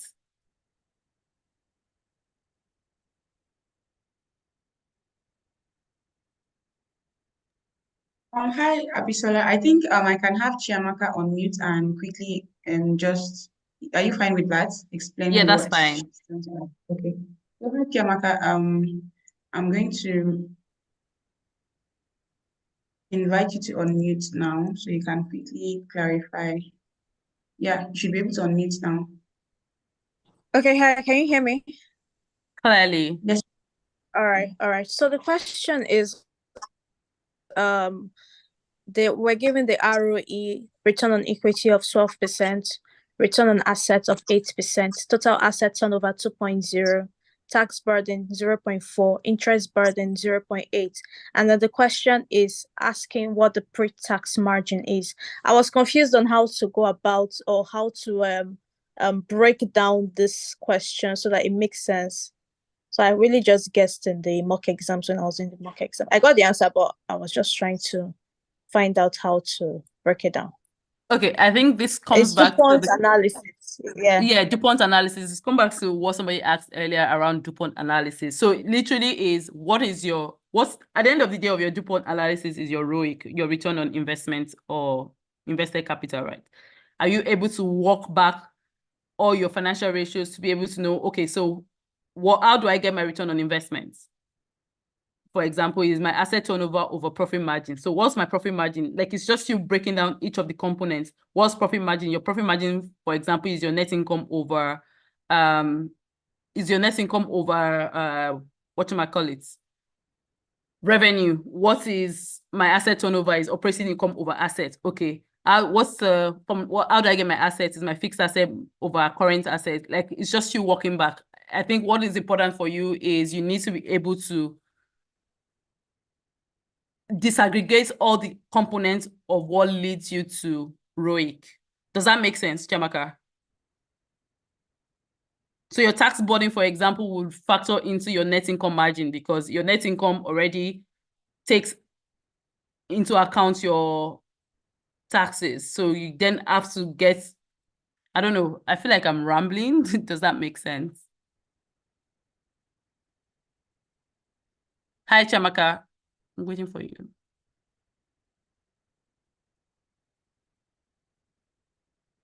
Yes, it does. I was just about typing on the distant chat. Thanks. Okay. I think again it comes back to the DuPont analysis and it's just you understanding, to just reemphasize, it's just you understanding all the components.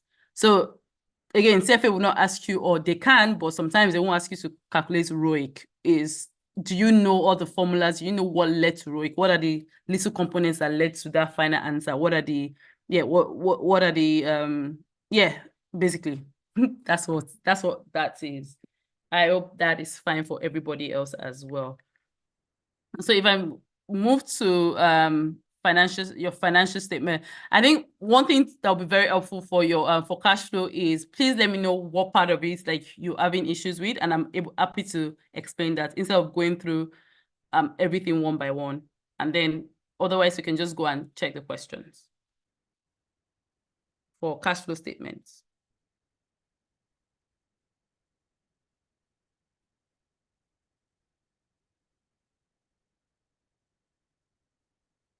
Calculating cash paid to suppliers. Okay.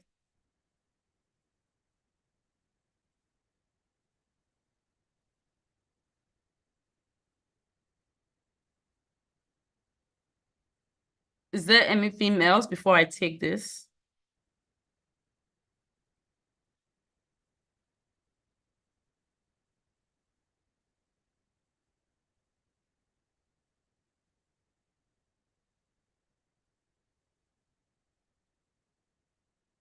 Okay. So I think for cash paid to suppliers is the starting point is to go to your beginning accounts payable. So at the start of the year, if I had accounts payable so let's say the periods under review are 2023. So I'm at 2023. I'm trying to compute my 2023 cash flow. So what was my opening accounts payable? So for example, let's assume it was 200, right? Then in the course of the year, my purchases were 500, right? Then at the close of the year, my accounts payable is now 1,000. If I look at the movements during the year, it was 700. I opened the year with 200. I made additional purchase of 500, which led me to 700. But at the end of the year I still have 1,000. So it means that for that year, I didn't pay, like it was a cash inflow for me. I actually did not pay my supplier anything. I'm owing them more. I don't know if that makes any sense for you, Joshua, because on the flip side is, let's say I started the year with 2,000 naira accounts payable and I'm ending the year with 3,000, but I only bought I bought things of like 12,000. It probably means that I made some payments in the course of the year to be able to land at that. Does that make any sense? Please let me know. And Chiamaka, you said your question still boils down to the difference between US GAAP and IFRS. Again, I think for me, the rule of thumb I've always used is IFRS is more flexible and US GAAP is restrictive. That's the way it does work from. That's the way I'm able to understand it, right? I don't know that there's one formula to help you figure it out. Is the more you interact with the content and with the pages, the more it comes to you. I think that's the best I can offer. And I'm going to look through if there's something I had when I was writing in time past. Maybe there was something I had that was able to help me look at the differences, and I would drop it for you. I know I'd mentioned earlier that I was going to drop my number. I'll just drop my email at the end of the session. So please feel free to send me an email.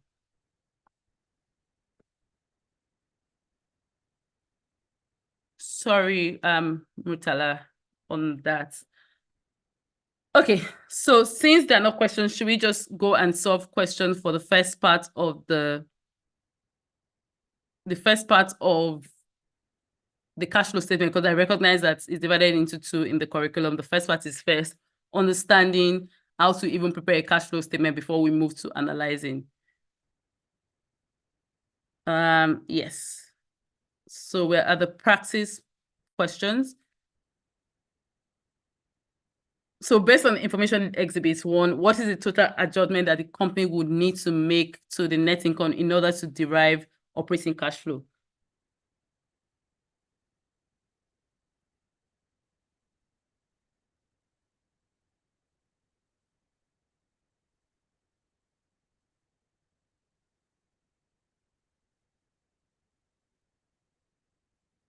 Can anybody answer that?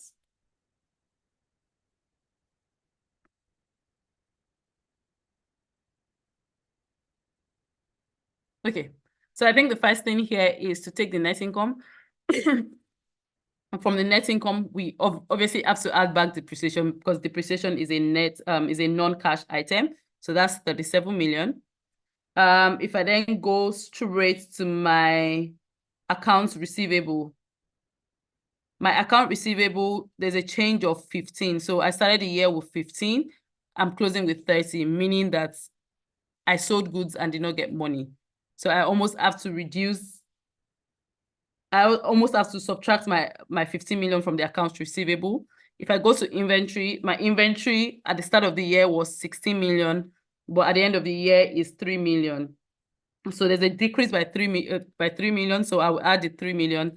And finally, my accounts payable at the start of the year was 10 million, but now it's 20 million. Again, it means that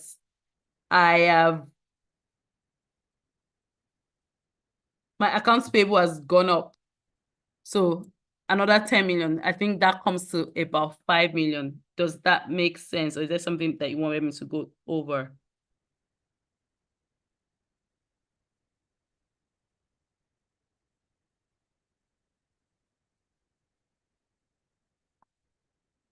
Does everybody understand? All right, thank you for that. Thank you, Chamaka and Peter. When computing net cash flow from operating activities using the indirect method, an addition to the net income is most likely to occur when there is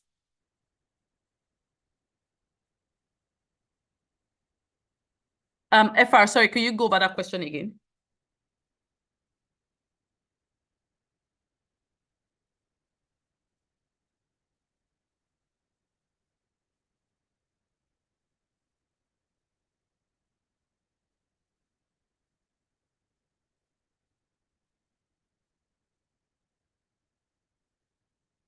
Yes, number 2, everybody's correct, because loss on retirement of debt will be added back to net income. Number 3, an analyst gather the data, the logic between which item to be. I actually do have something, and I'm going to look for it. Now is more intuitive to me because I'm used to it, but I do have something that says out, like, for your current asset, if it increases or decreases, what you should do. So I'm actually going to look out for that, and I'll share with the society, and they can share it with everybody. I remember that there was something I used to use. Because otherwise, it's like your current asset, for example, is if my accounts receivable increases, it means that, yeah, I didn't get the money I sold. So if I sold 1 million and Okay, so somebody is saying here that when payable increases, assume it is an inflow. If receivable increase or yeah, I think that's something you can use. You can assume that if your current assets increases, it is an outflow, but if your current liabilities increases, it's an inflow. I think that yeah. I think that's something that you can use. So number 3, an analyst gathered the information in Exhibit 1 from a company's 2018 financial statement. In 2018, the company declared and paid dividend of $10 million and recorded depreciation expense in the amount of $25 million. The company considers dividend paid a financing activity. The company's cash flow from operations in 20 is closest to what?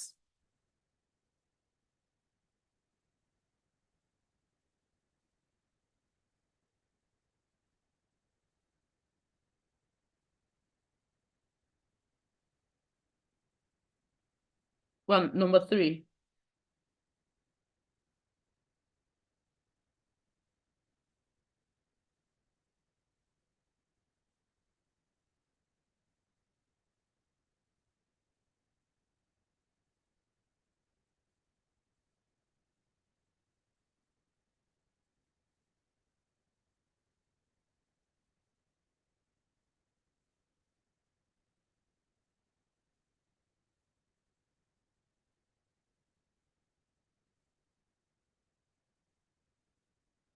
Okay, I think first thing here is how do we come to our net income? So first of all is we know that dividend was paid of 10 million, and we can see from retained earnings here that at the close of the year it was 145. When we started was 20. I mean, it's fair to assume that whatever income wasn't paid as dividend went to our retained earnings. So there's a 25 million increase here. And if you added back the 10 million from your dividend, then you know that your net income is 35 million. Right. So you then, again, to the logic that we're taught right now is accounts receivable increased. What does that mean for us? We literally just learned that now. So if accounts receivable increases, is that an inflow or an outflow?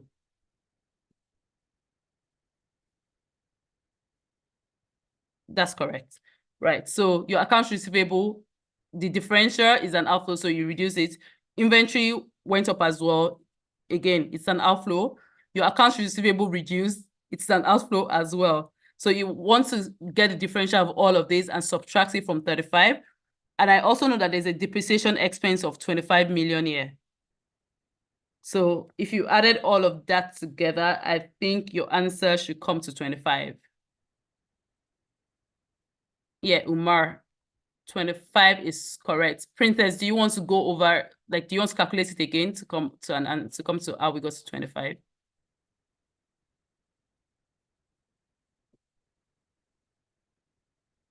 Sorry, is it 25 or 45?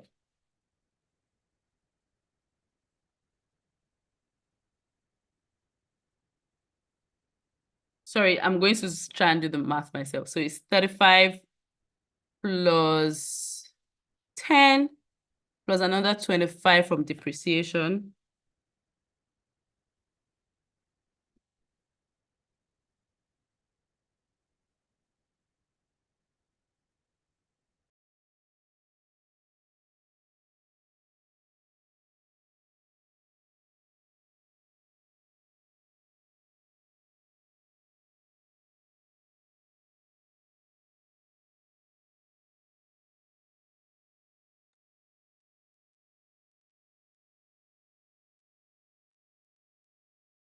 Okay, Zainab, I see your answer. Is anybody else going through it to be able to give us the answer?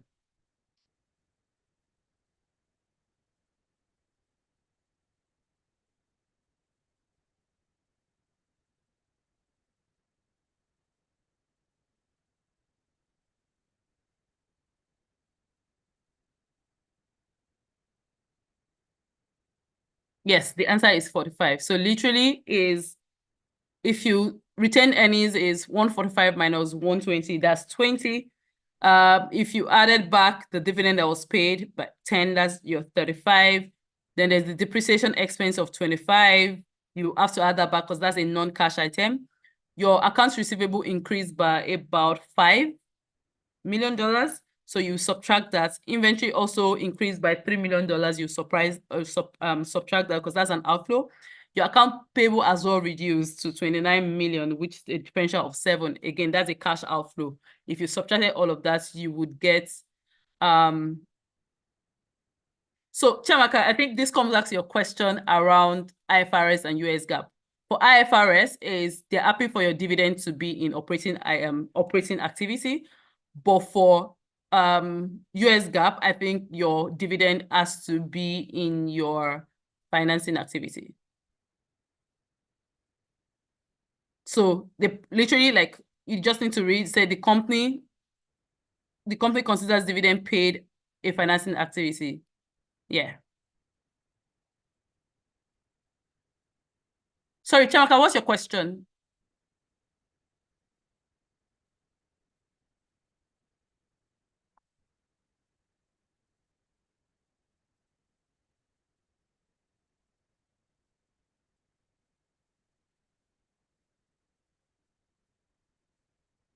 Yes, that's why you're adding, because you've paid out dividend of 10 million already.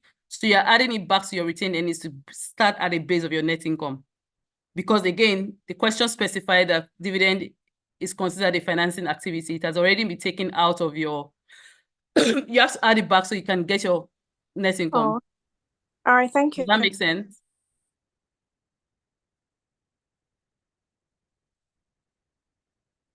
Okay. Thank you. All right. I think next question is based on Exhibit 1. What are the total net adjustments that the company would need to make to net income to arrive at operating cash flow? I think we've gone over this, and I want to see everybody's answer on number 4.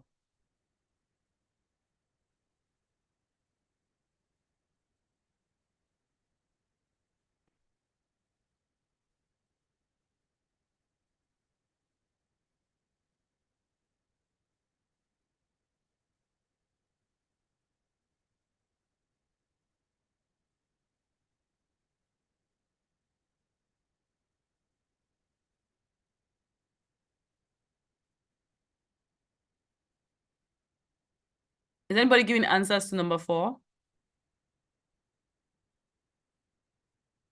Are we subtracting or adding?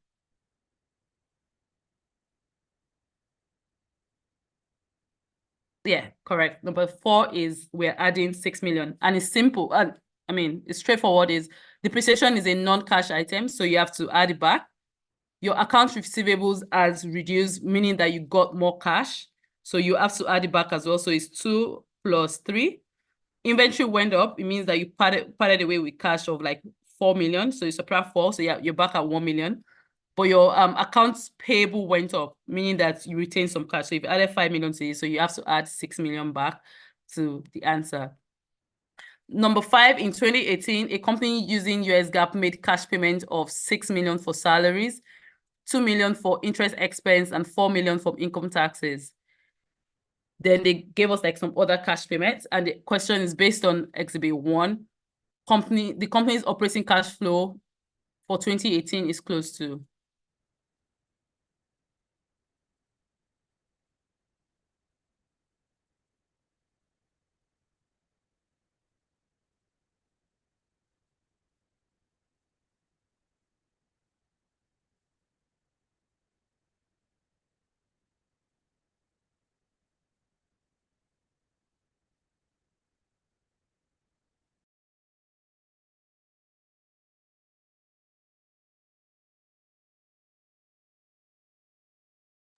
Is anybody answering number 5?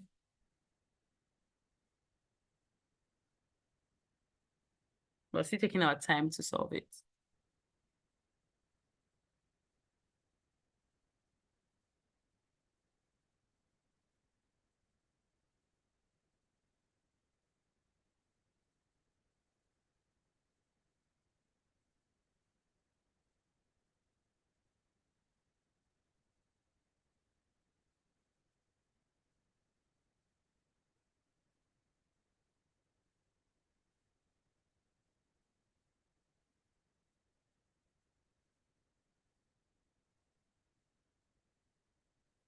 Sorry, do you guys want to take a look at number 5 again and try and solve it to see what the answer is saying?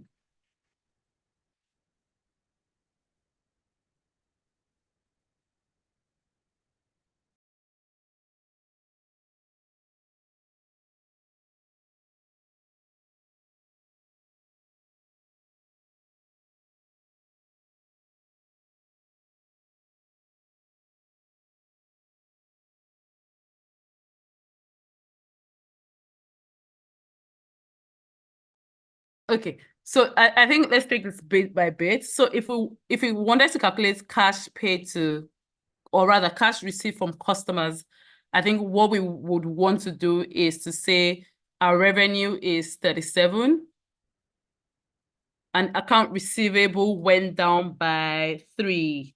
22 minus 19 is 3. So that will be equal to 40. Cash paid to customers or to your suppliers is your cost of goods sold, or rather, first of all, is what is your cost of goods sold is 16 for the period under review. There's also, you have an increase in inventory by 4. Then you have a decrease in accounts payable by 2, which comes to about 22, right? And I think if you did, sorry, 1 minute.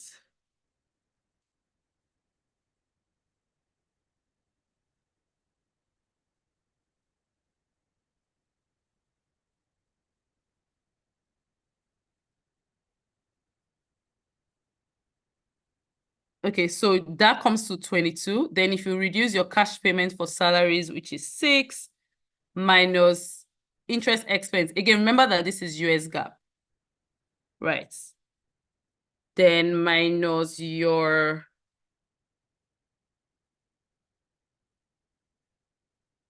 taxes.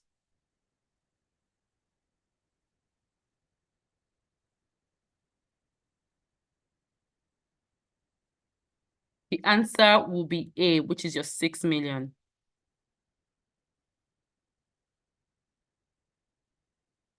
Do we all understand, or you want me to go over it again? Please let me know if you want me to go over it again. Okay, I think Jola said no, I should take it again, okay? So I think the first thing is to start from your cash received from customers. And how do you compute that? Your cash received from customers will be your revenue minus the difference in your accounts receivable.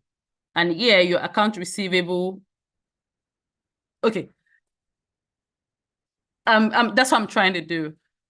So your revenue is 37. The difference in your accounts receivable is that your accounts receivable went down. So at the beginning of the year, it was 22, and now is 19. So that's a difference of 3, right? Meaning that you received more cash. You were able to collect more of your revenue back. So your cash received from customers will be 40. If you now go to your cash paid to suppliers, is what was your cost of goods sold at 2018? It was 16. Your inventory also increased by 4 million, meaning that you parted away with, like, there's cash. There's a movement in your inventory. So that's plus 4. There's also your accounts payable went down by 2 million, meaning that you paid cash. So how much entirely did you pay your suppliers is 22. So you have a 40 million, you have another 22 million. So if you did 40 million minus 22 million, minus 6 million of your salaries, minus another 2 million for interest expense and 4 million for income taxes, what does that come to?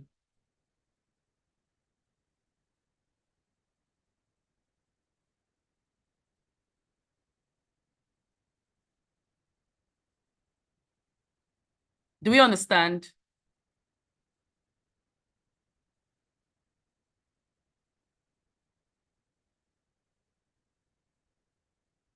It'd be very helpful if I can get responses in time, because time is going. I think we only have about an hour to go. So please let me know if you understand and if you want me to move forward.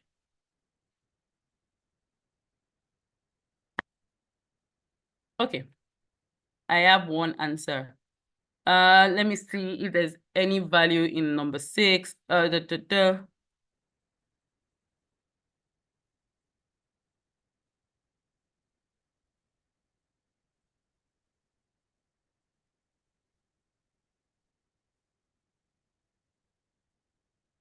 Green Glory Corporation, a garden supply wholesaler, reported cost of goods sold of 80 million.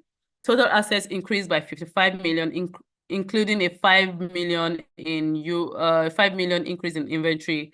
Total liabilities increased by 45 million, including an increase in accounts payable, 2 million accounts payable. The cash paid by the company to its suppliers is most likely closest to.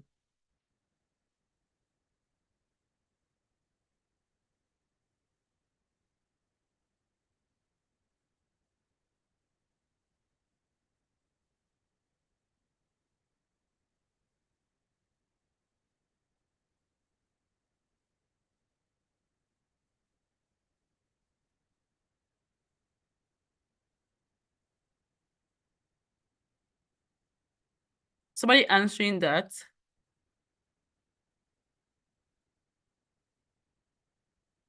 Yeah, the answer is C. Joshua, this is what I was implying, that seems like cash paid to supplier as inverse relationship to company. Again, remember that we said for your current assets, an increase in your current assets is an outflow, while a decrease is an inflow. In your current liabilities, an increase in your current liabilities is an inflow, while a decrease is an outflow. And this is because if I had account receivables of 40 million at the start of the year, and at the end of the year, I have 44, it means that I've not paid any, like, I've not parted with cash to my creditors or to my suppliers. The flip side is if I started the year with 40 and my accounts payable is now 36, it means that I've paid a 4 differential.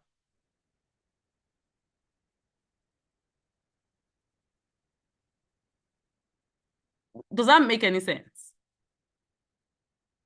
Please let me know. Okay, you guys are quiet, so I'm really worried. Let me know if that makes sense. All right. Thank you. I've seen, do we need to, I think we sort of understand this already. Is there anything else before we move on to the second part?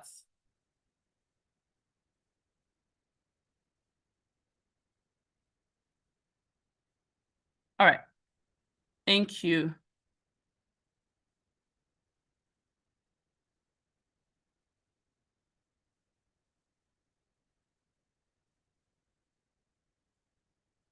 Okay, so the second part is just the interpretation, right? So now you know how to compute your cash flow via direct and indirect method. How do you then interpret that in terms of like your ratios and the common sizing? What do you common size your cash flow statement to?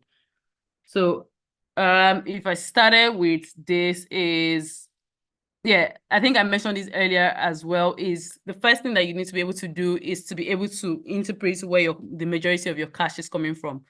Is it coming from operating cash flow or from investing cash flow or financing cash flow? Again, if I am my primary business should be able to fund the rest of my activities. So for you, a good test is like your operating cash flow should be positive.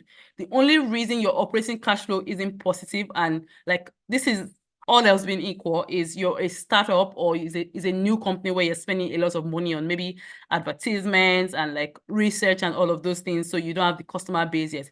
But for a matured company, is the majority of your cash that is funding the company should come from your operating cash flow.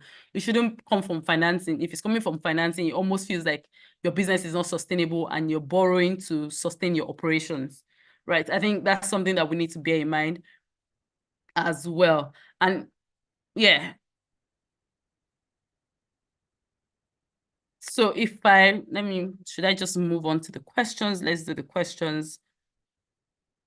Or is there something else here that somebody wanted answers on before we move on to the question?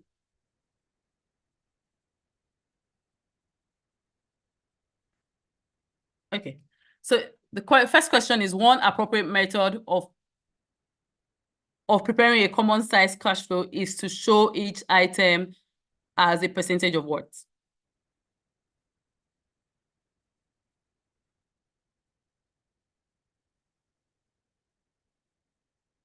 Okay, the answer to that is to show the items on the cash flow statement as a percentage of your net revenue. I think the alternative is your cash inflows, not your cash outflows, Joshua. It should be inflows, not cash outflows. So you're either doing net revenue or cash inflows. Which of the following is an appropriate method for computing free cash flow to the firm?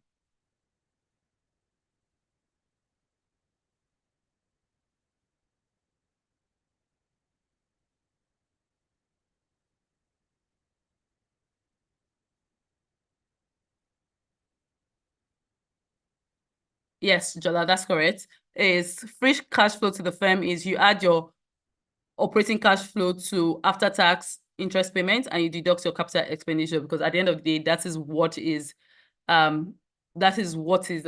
remaining for the entity. Peter says I should explain the difference between free cash flow to firm and free cash flow to equity. Okay, that's fine. So free cash flow to firm is what is available to both your equity and your debt investors, which is why for number B is we're adding back interest, after-tax interest payments and deducting capital expenditure. Because at the end of the day is what is available to both firm and equity at the end of the day, right? So after all my operations, I've bought my assets, I've done all the things I need to do, how much is remaining for me to distribute to both the owners of the organization, or again, in this case, your shareholders, which are your equity holders, and people that have loaned us money as well, how much cash is remaining for them. I think that's what is free cash flow to entity, to firm. While free cash flow to equity is now you need to then consider how much is available to common stakeholders, common stockholders after all operating expenses and your borrowing costs have been paid.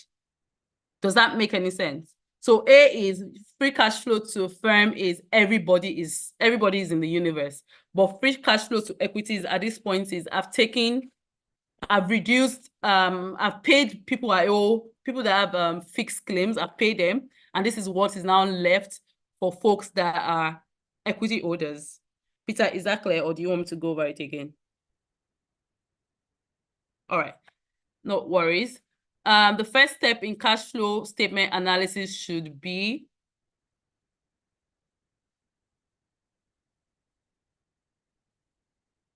we just touched on this not so while ago. The answer to that is to identify the major sources of cash and the use of cash. Because again, operating cash flow, financing cash flow, and investing cash flow, I need to know who are the major sources of cash and what is the cash being used for. For example, if I have excess operating cash flow, am I investing it, or is it going to my investing activity, or is it going to my financing activity? Am I like recouping, am I investing more in the company by buying like new assets to make sure that we remain sustainable, or I'm just paying it to maybe we borrowed a lot of money in time past and we're just paying back our interest and principal? I think that gives you a sense of the health of the organization or the company. Number 4, an analyst has calculated a ratio using the numerator, the sum of operating cash flow, interest and taxes, and as the denominator, the amount of interest. What is this ratio? What does it mean, and what does it indicate?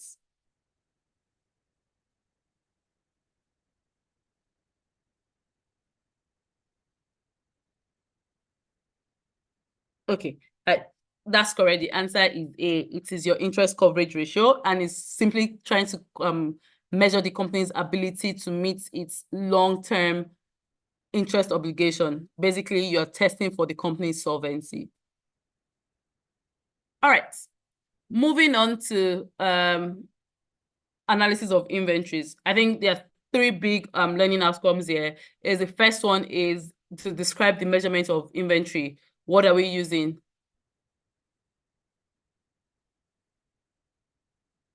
Why do we add net borrowing when calculating for? Again, net borrowing is both is net, right? It's both what you've paid and what you have back, right? So if it's if you've borrowed more than you have, what's that English?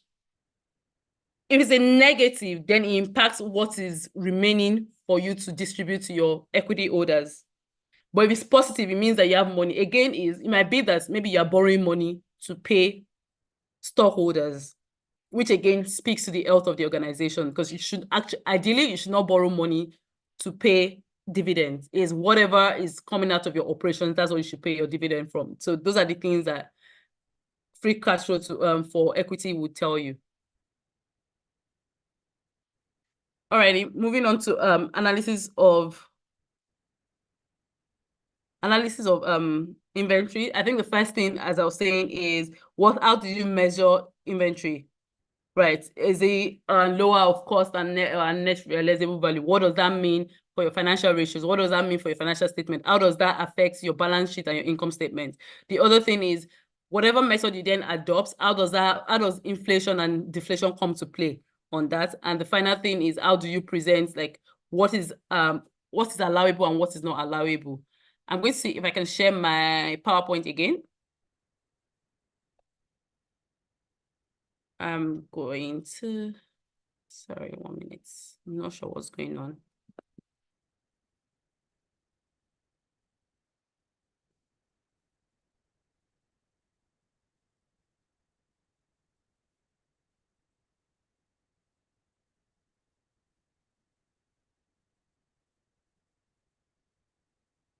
Okay, so the choice of inventory valuation method can have a significant impact on inventory carrying methods and cost of sales, right? So under IFRS, inventory is measured at lower of cost and net realizable value. But under US GAAP is measured at lower of cost, market value, or net realizable value. One distinction between IFRS and US GAAP here is, for IFRS, if you've done lower of cost and net realizable value, and maybe the following year you're able to come back to base, is you can reverse the previous write-downs.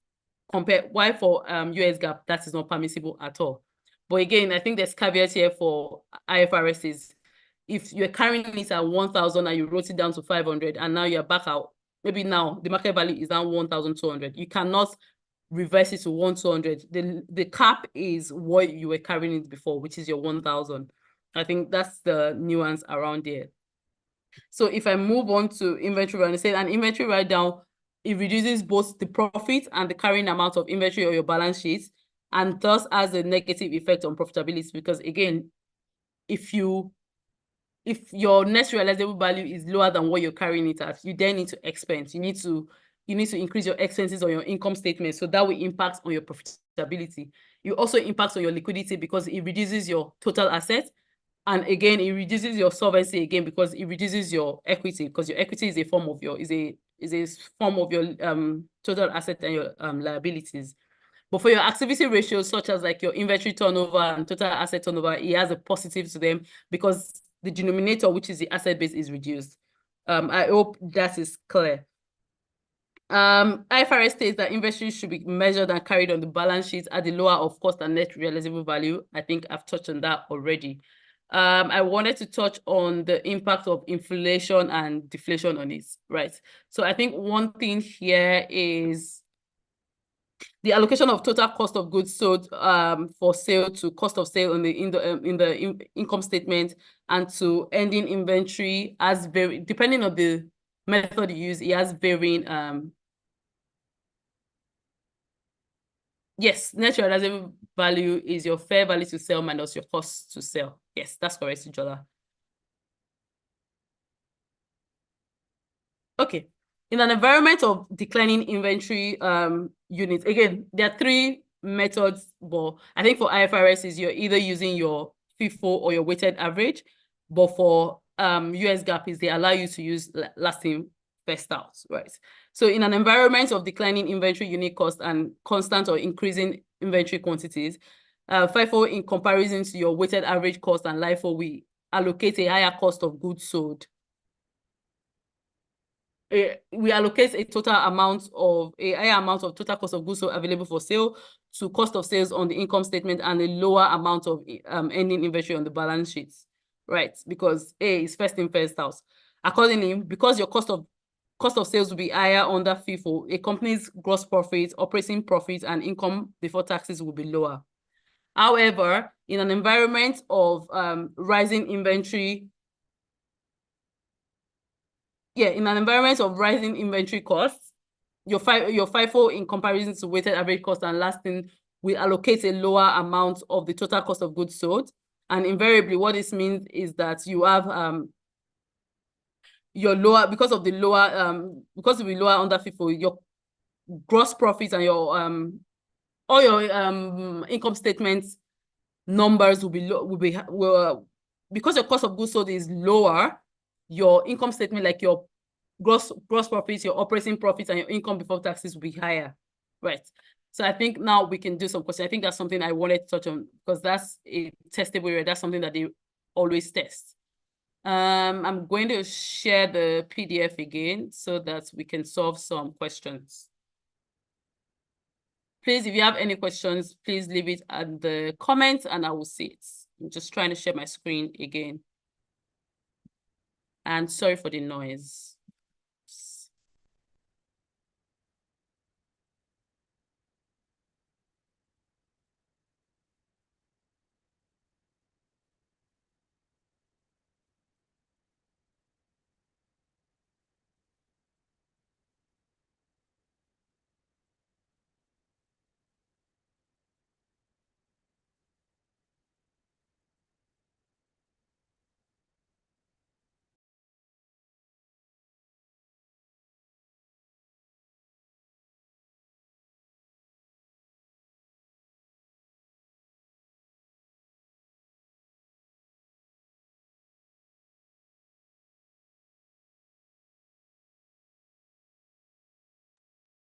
Okay. Number one is carrying inventory. Please, can you see my screen? Carrying inventory at a value above its historical cost would most likely be permitted if, what is the answer? If anybody knows, please let me know.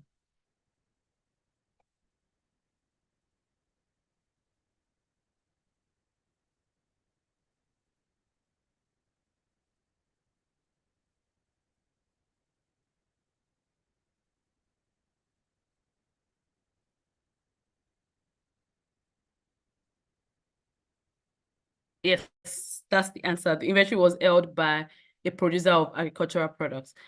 Number two, Eric's used bookstore prepares his financial statement in accordance with IFRS. Inventory was purchased for £1 million and later marked down to 550. One of the books, however, was discovered to be a rare collectible item, and the inventory is now worth an estimated £3 million. The inventory is most likely reported on the balance sheet as number two. The answer is B, because I alluded to that earlier, that under IFRS, you are able to reverse your previous loss, but there's a cap to it, which is the ceiling is what it was before. So although the inventory is now worth 3 million, you can't go above 1 million, which is what you purchased it at. Number three, Fernando's pasta purchased inventory and later wrote it down. The current net realizable value is higher than the value when written down. Fernando inventory balance will most likely be number three.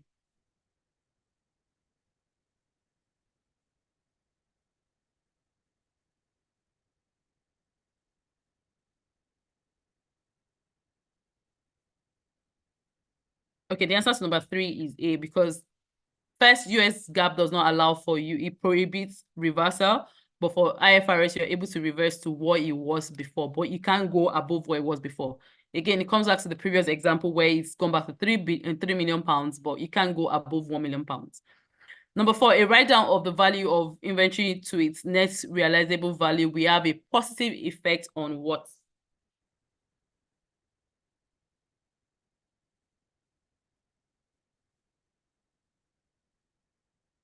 Somebody, yeah, number four, the answer is C, because if I write down my inventory, that means I have to take more expense.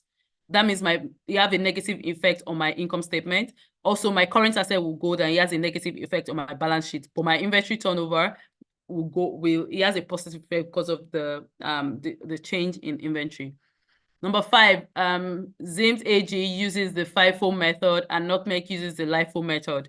Compared to cost of replacing the inventory during the periods of rising price, the cost of sales reported by who will be what will be different?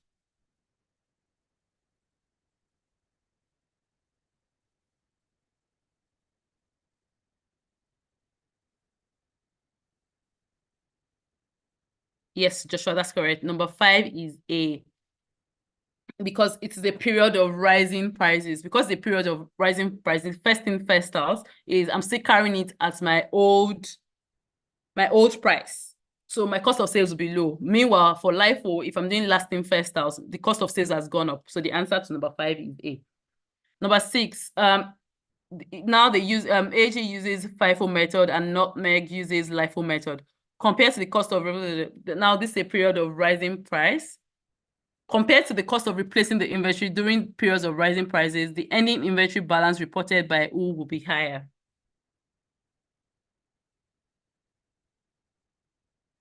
Number 6.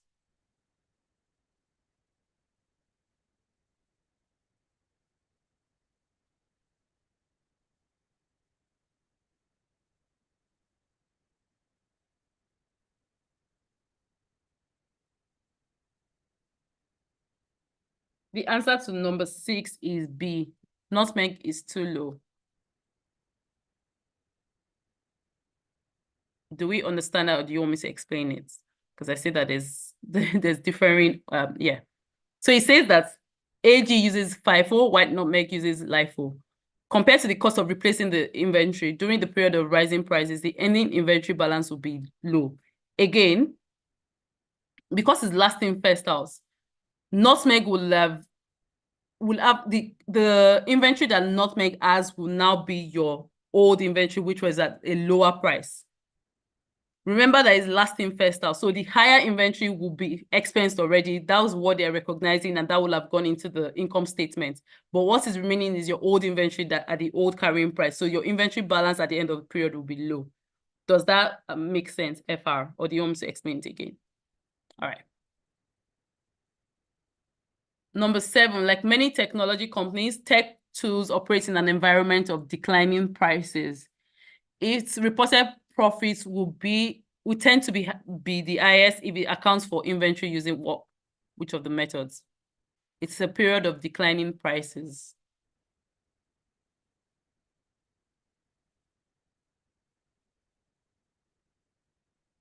Yes, the answer is LIFO. Again, because I'm going to explain, because it says that it's a period of declining profits. Its reported profits would tend to be highest if it accounts for its inventory on last in, first out, because the inventory is selling is the last inventory that came in.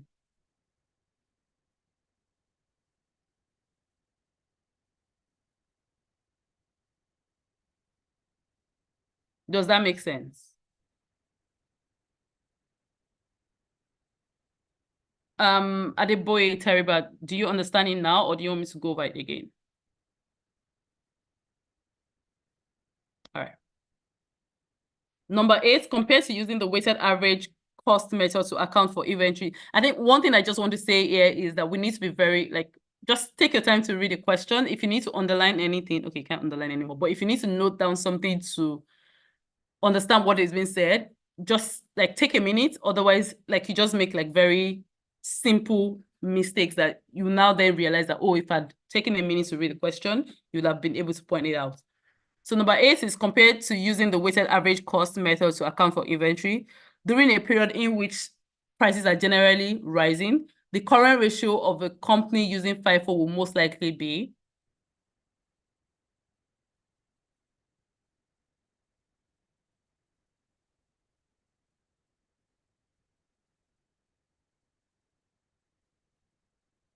number 8.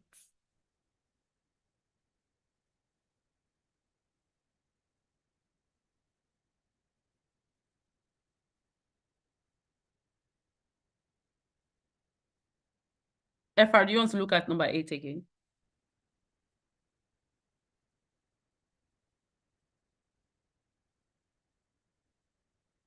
Yes, the answer is B, because it should be higher, right?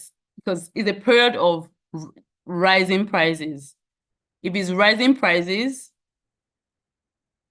my inventory at the end of the day, again, it's first in, first out. So I would have used my old inventory.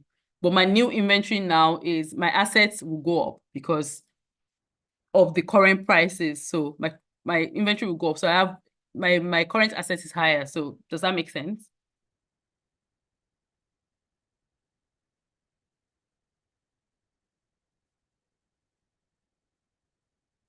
Number 9, AG wrote down the value of his inventory in 2017 and reversed the write-down in 2018. Compared to the ratio that will have been calculated if the write-down had never occurred, Zins reported that the 2017, what's the answer of number 9?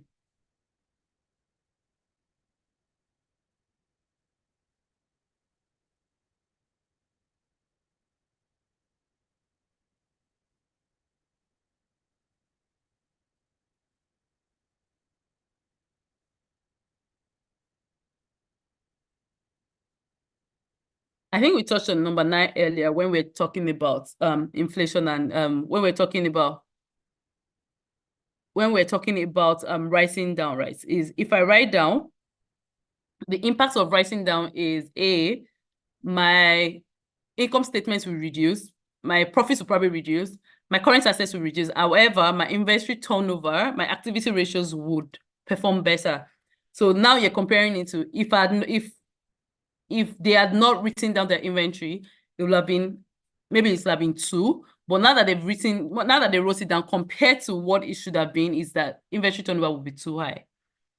Number 10 is Zeke wrote down the value of his inventory is 2017 and reversed the write-down in 2018. Compared to the results the company would have reported if the write-down had never occurred, what would have happened in 2018?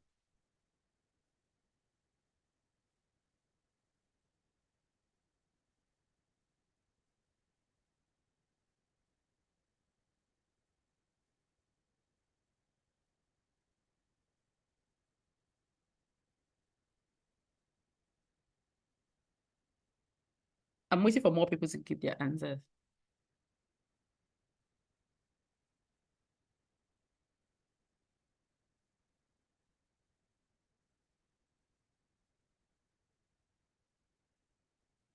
Yes, the answer is A. The profit was overstated.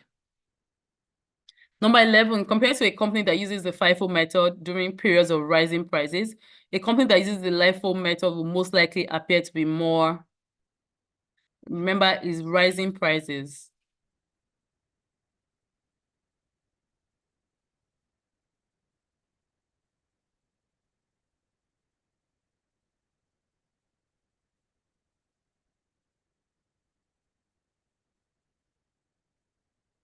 Yes, number 11 is B.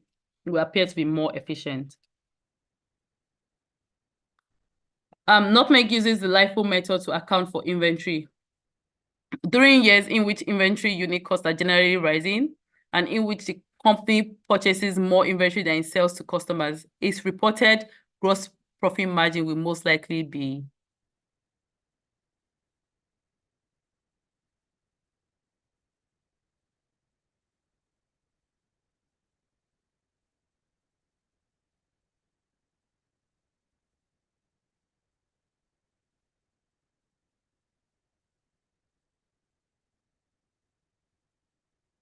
yes, the answer is A. It will be lower.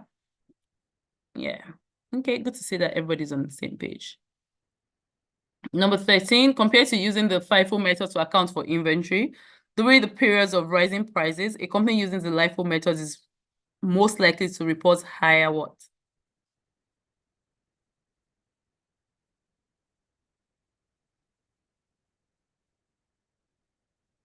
Yes, higher cost of sales. Thank you, everybody. Number 14 is Carrie Company reports under US GAAP, whereas Jonathan Company reports under IFRS. It is likely that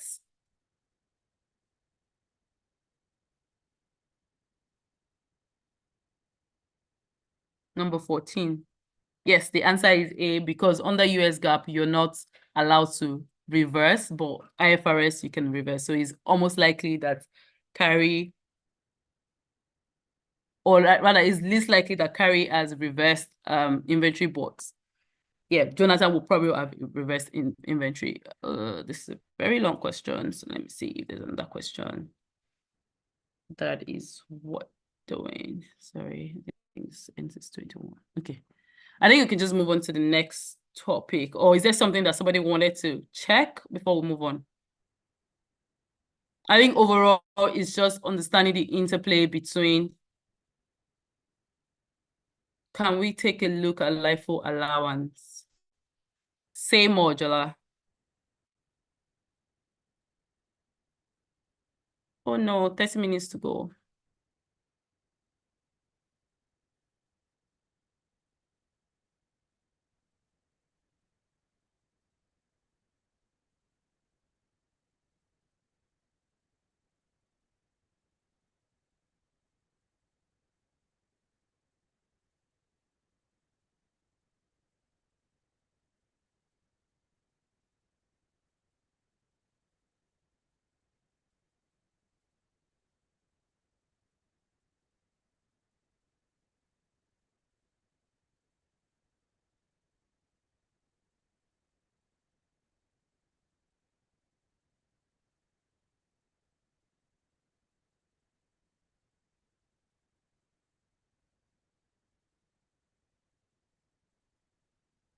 Jola, can we connect later? Again, I'll drop my email. Let's connect later to talk about this. We have less than 30 minutes to go. I will still have a few things to cover. Is that fine? Okay. For long-term assets, there are three things to figure out, right? Is compare the financial reporting of the following. Compare financial reporting of the following types of intangible assets, which is, I mean, it comes back to your patent and your internally developed assets, right? Explain and evaluate our impairments and the recognition of property, plant and equipment and intangible assets affects financial statement and ratios. Analyze and interpret financial disclosures regarding long-term assets, which is your property, plants and equipment. Is there any question yet? Something burning that somebody wanted to know, or should we move to the questions?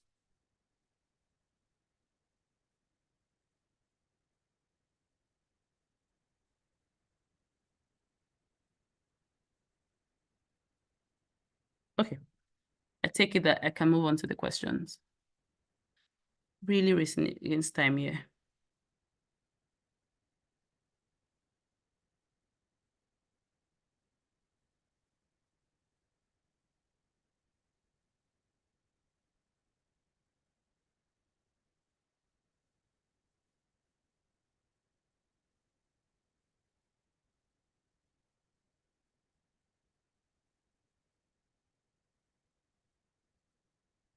Okay.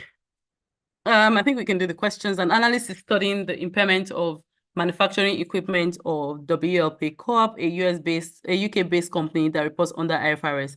It gathers the following information. Based on the information, the amount of impairment loss that WLP will need to report on its ECOP statements is closest to.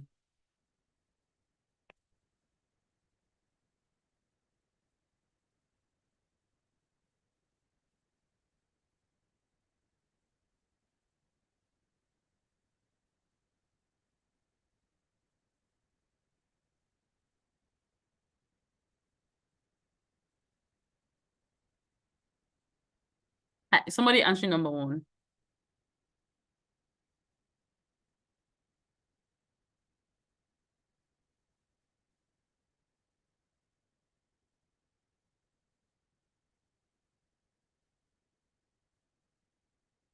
Okay.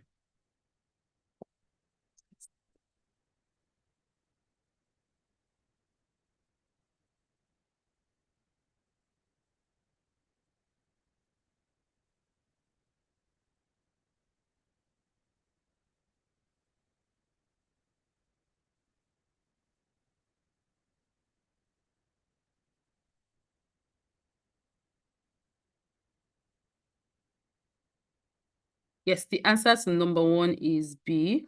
because the test for impairment is the max of your fair value less cost to sell and your value in use minus your net carrying amount.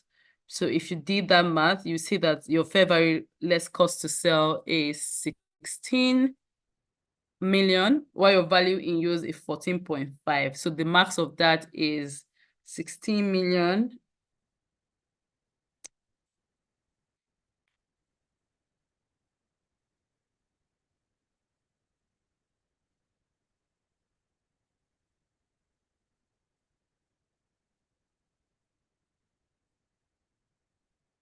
Does that make sense? Princess, you understand now?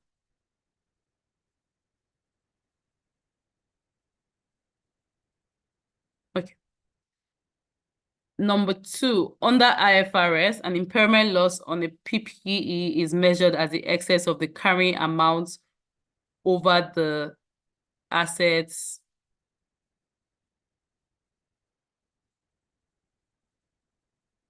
Yes, recoverable amounts. That is the answer.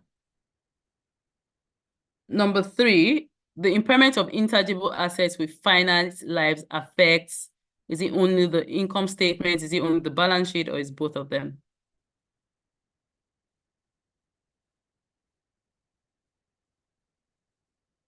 Yes, the answer is C, because the carrying amount of the asset on the balance sheet is reduced by the impairment loss, and that impairment loss should be reported on your income statement. So it would affect FRE, affects both your income statement and your balance sheet, because you reduce the asset, but then you also take the expense as well. This is a very long question. I wish we could take it. Questions here are very long. Okay, let's try for number 14 to 19. Okay. A financial analyst at Beto SA is analyzing the results of the sale of a vehicle for 85,000 Argentine pesos. The analyst compiles the following information.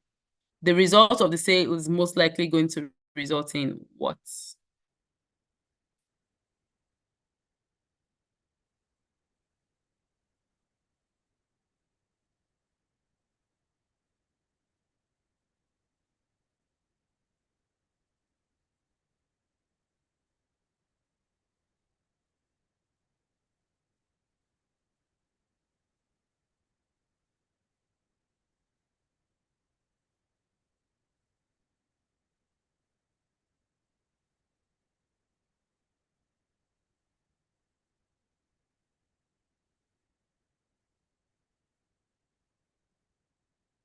The answer to number 14 is B. It's going to be a gain of 15,000 because the sales proceeds is 85,000. The carrying value of the assets is you've taken like 2 years of depreciation. That's 18,000. Then you're going to take a final like 3rd year depreciation. If you take that from your 100,000 and you subtract it from 85,000, that should give you about 15,000. Croco sells an intangible asset with an historical acquisition cost of 12 million and an accumulated amortization of 2 million, and reports a loss of on sale of 3.2 million euros. Which of the following is most likely the sale price of the assets? Number 15.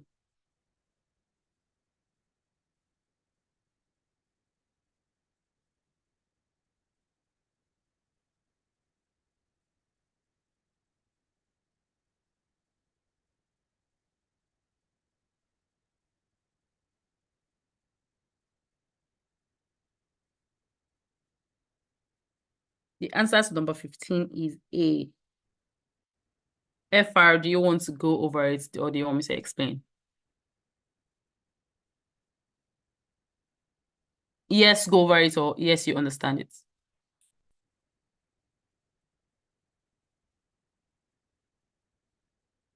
Okay.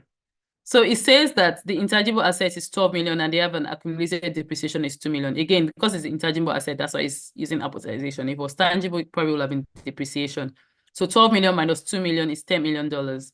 If they reported a loss of 3.2, for you to get the prices, 10 million minus 3.2 should give you I think 6.8.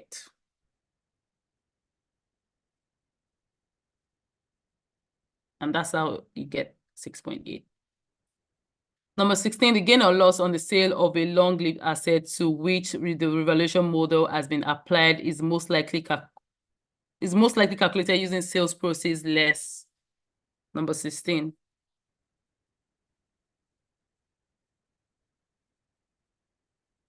Yes, the answer is the carrying amount.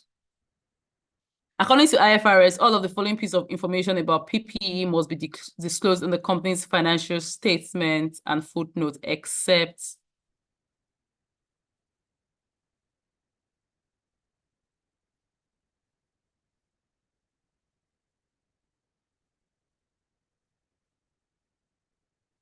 yes, B, because IFRS does not require you to disclose acquisition dates. Number 18, according to IFRS, all the following pieces of information about intangible asset must be disclosed in the financial statement, except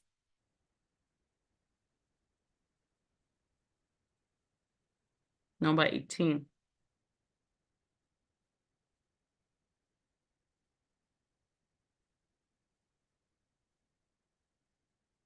Yes, number 18 is A. It does not require you to disclose the fair value of the intangible assets. Number 19, which of the following is a required financial statement disclosure for long-lived intangible assets under US GAAP?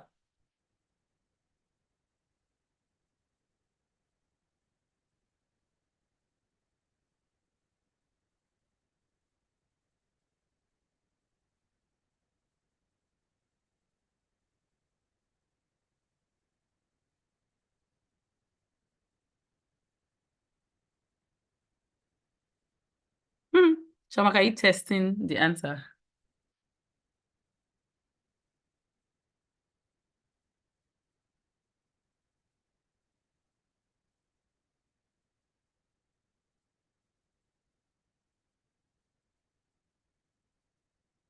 Okay.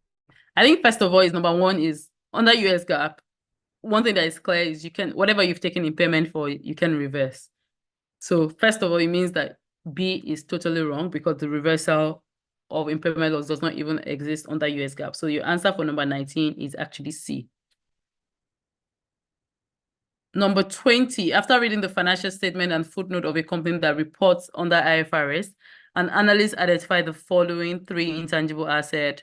Patent is expiring in 40 years, copyright with no expiration date, and goodwill acquired 2 years ago in a business combination. Which of the three assets is an intangible asset with a finite useful life?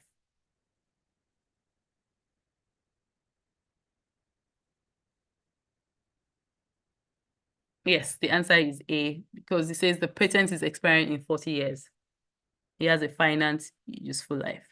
Intangible assets with finite useful lives most differ from intangible assets with infinite useful lives with respect to accounting treatment of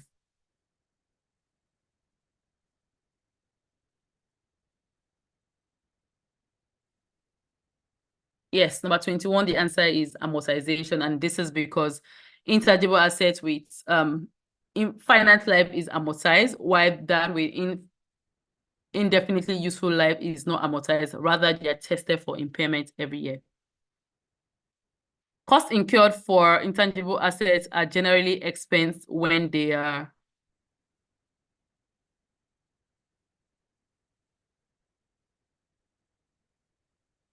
yes, number 22 is A, when they are internally developed. Under US GAAP, when assets are acquired in a business combination, goodwill most likely arises from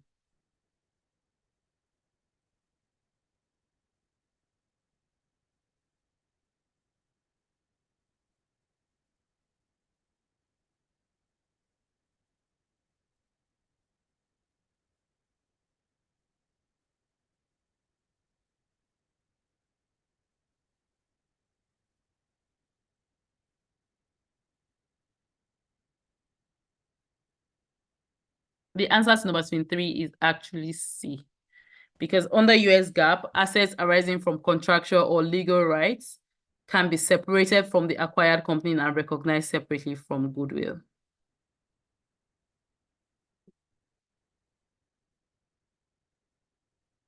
Okay, I think we have just a few minutes, and I'm just going to go through topics in long-term liabilities and equities. Unfortunately, I don't think we'll be able to cover income taxes, but I'll see what, I will try and note down a few things that are very helpful, and I'll send it across as well. So the learning objective for long-term liabilities and equity is to explain financial reporting of leases. Okay, maybe one question. Are we better off treating long-term liabilities and equities or income taxes, which will be more helpful? Before I go ahead. Income taxes, fantastic. So I think I did.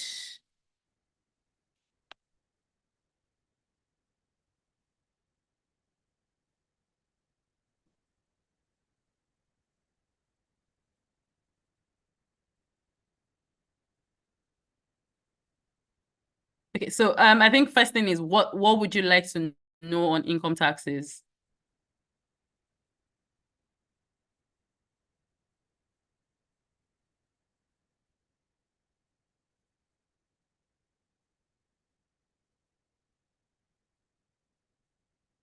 Do we understand why income taxes exist?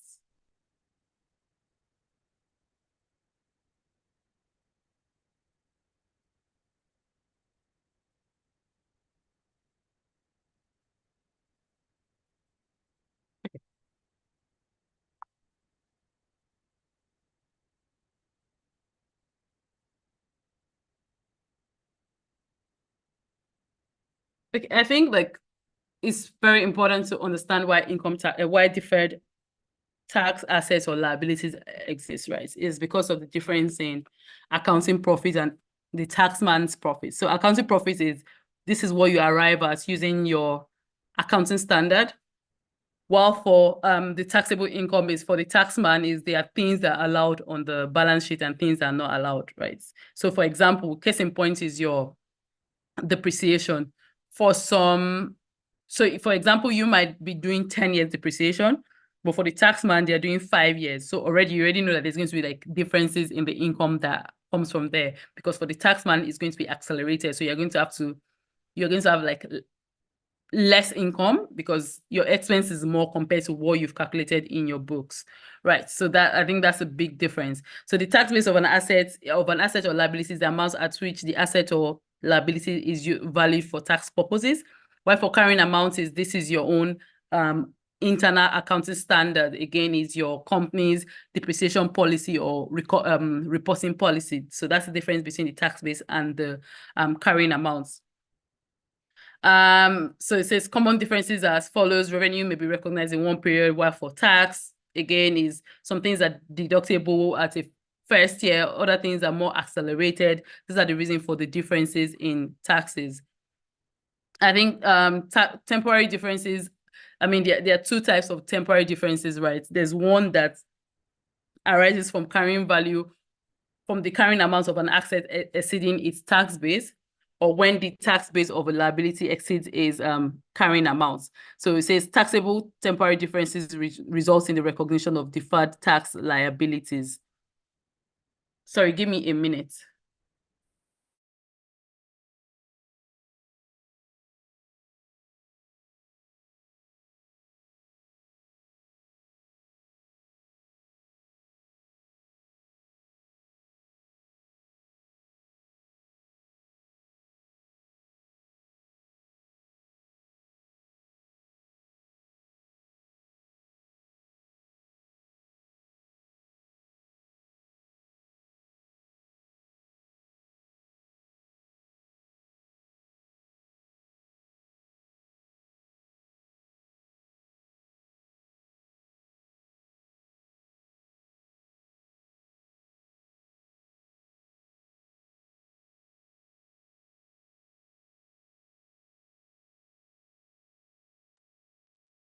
Hi, Gloria.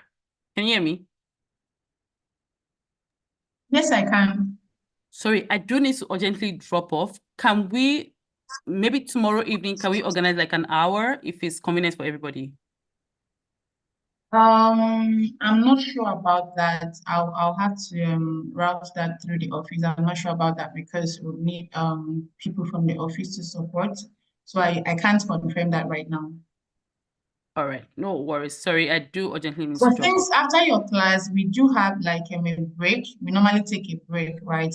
Maybe you can, if you need to take maybe like 5 or 10 extra minutes, you can take that and just cover up with you as much as you can. Yeah, but I urgently need to drop off now. That's the issue. Sorry? Okay, you need to drop off now. Yes, I Oh, urgently need to drop off. okay. Yeah, I mean, your time is almost up. So I think we'll just make do with what we have right now. Yeah. All right. Thank you so much. Thank you. Thank you very much. So hi everyone. Thank you very much for staying through the morning session for today. We'll be having like a 1-hour break as usual. Then we'll be convened at 1:30 for the next class. But we are not going to go off soon. This call is going to stay on. We'll just be on mute. Then at 1:30 we'll be convened for corporate issuers. Then the last class will be ethics, right? Unfortunately, the fixed income class is no longer going to be possible today because the facilitator is unavoidably absent and is having to deal with like an urgent situation. So, but the good news is that last year we organized a level 1 bootcamp in May, and there was a fixed income class. So in part of the links we'll be sending to you will be like the full playlist of our revision bootcamp that is on YouTube channel. So you will have access to watch any other class from the past revision sessions. So hopefully that will help. So yeah, we'll continue at 1:30. Thank you very much. And if you have any questions around CFA Society membership and other things that you would like us to address, just feel free to drop it in the chat box or in the Q&A feature, and we'll intermittently just respond to them. Thank you.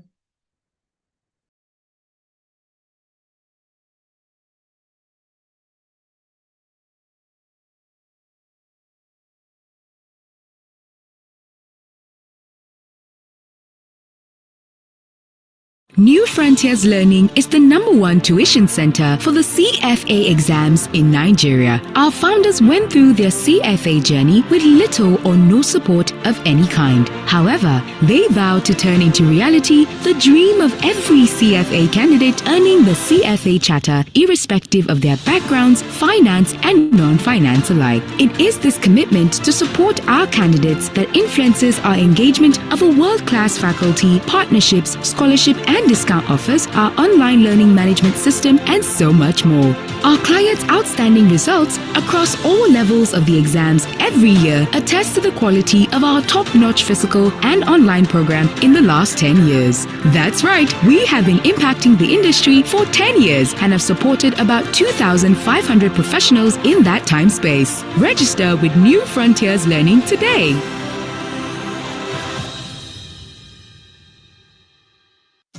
Hello, are you looking for a CFA preparatory school? A tuition to help with your pursuit of the highly prestigious CFA charter? If yes, then First Quartile Professionals is perfect for you. You can join us from any part of the world. We offer online and physical classes. Our pass rate have been higher than the global pass rate in all but one of the last 18 run of classes we have had over the years. At First Quartile, we also adopt a mentoring system to guide candidates through their journey to earn the CFA charter. At First Quartile you get a chance to network with many industry experts. Visit our website or call 0817-607-4526 for further inquiries.